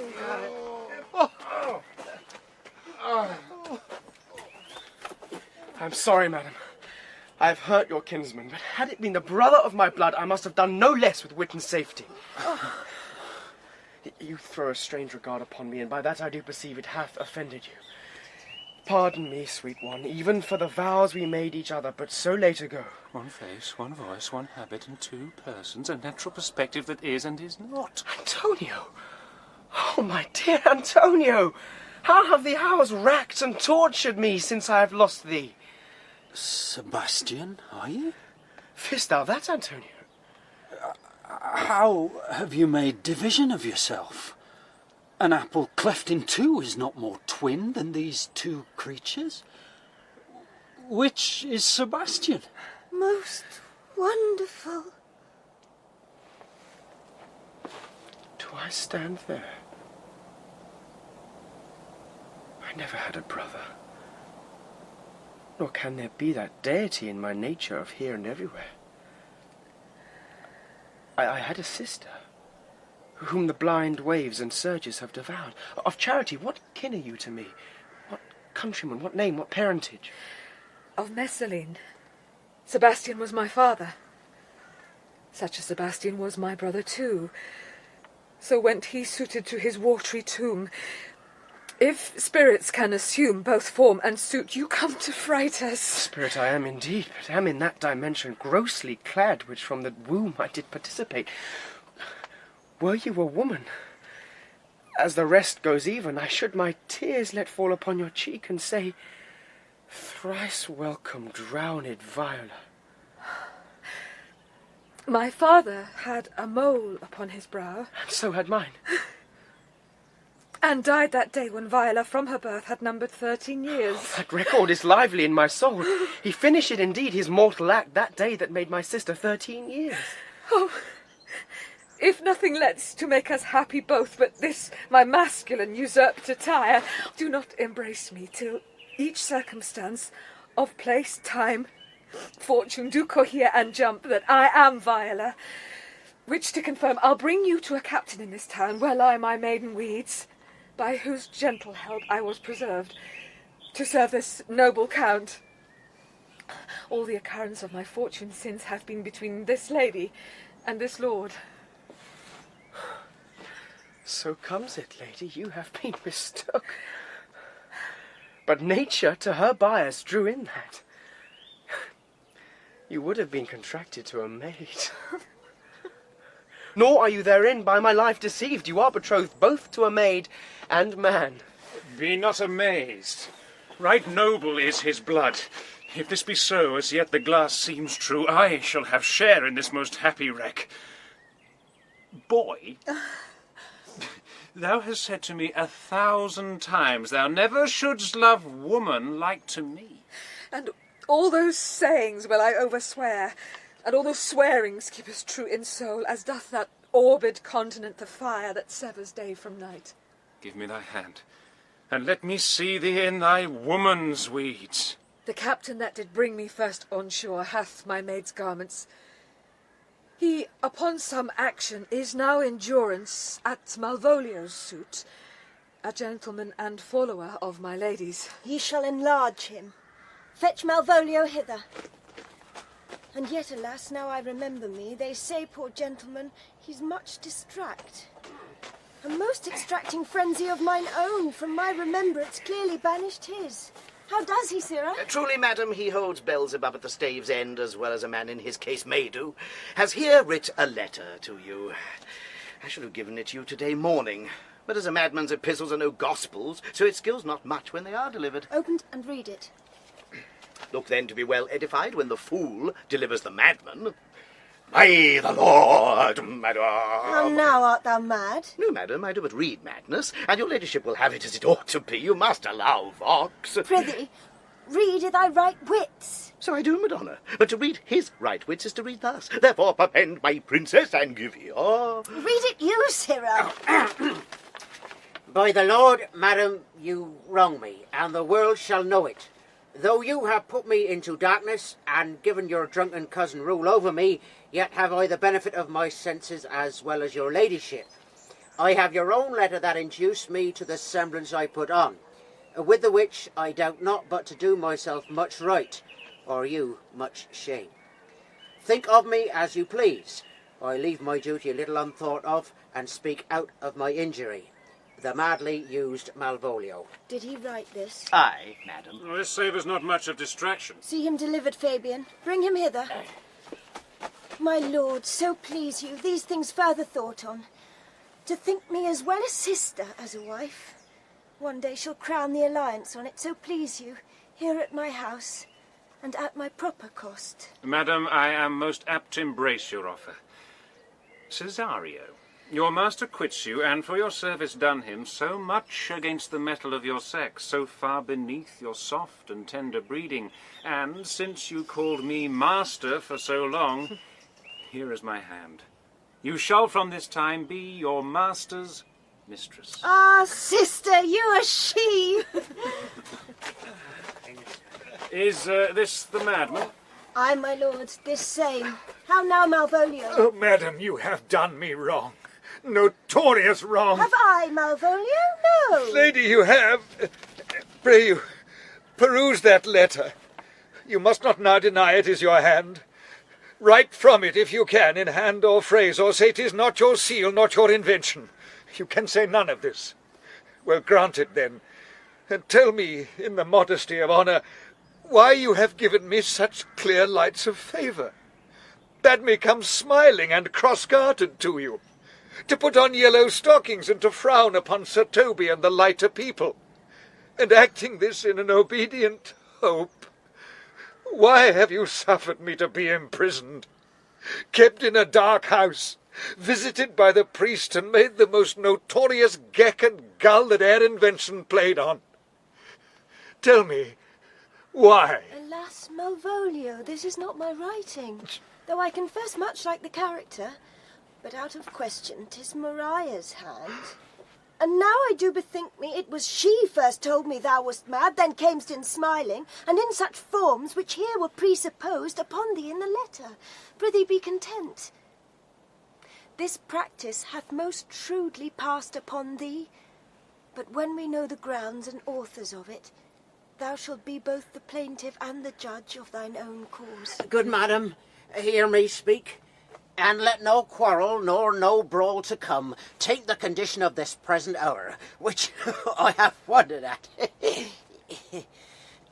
In hope it shall not, most freely I confess, myself and Toby set this device against Malvolio here, upon some stubborn and uncourteous parts we had conceived against him. Maria writ the letter at Sir Toby's great importance, in recompense whereof he hath married her. And how, with a sportful malice it was followed, may rather pluck on laughter than revenge, if that the injuries be justly weighed that have on both sides passed. Alas, poor fool, how have they baffled thee? Why, some are born great, some achieve greatness, and some have greatness thrown upon them. I was one, sir, in this interlude. One Sir Topaz, sir. But that's all one. By the Lord, fool, I am not mad. But do you remember? Madam, why laugh you at such a barren rascal? And you smile not, he's gagged. And thus the whirligig of time brings in his revenges. I'll be revenged on the whole pack of you.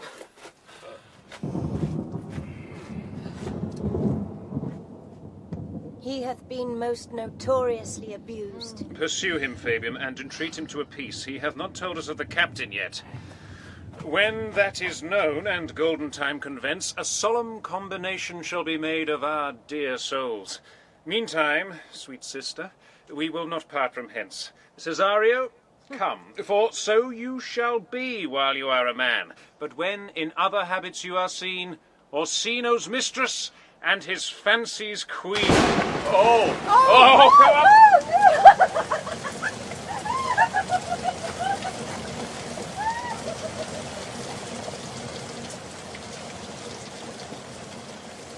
When that I was and a little tiny boy, with hey-ho, the wind and the rain, the foolish thing was but a toy, for the rain it raineth every day.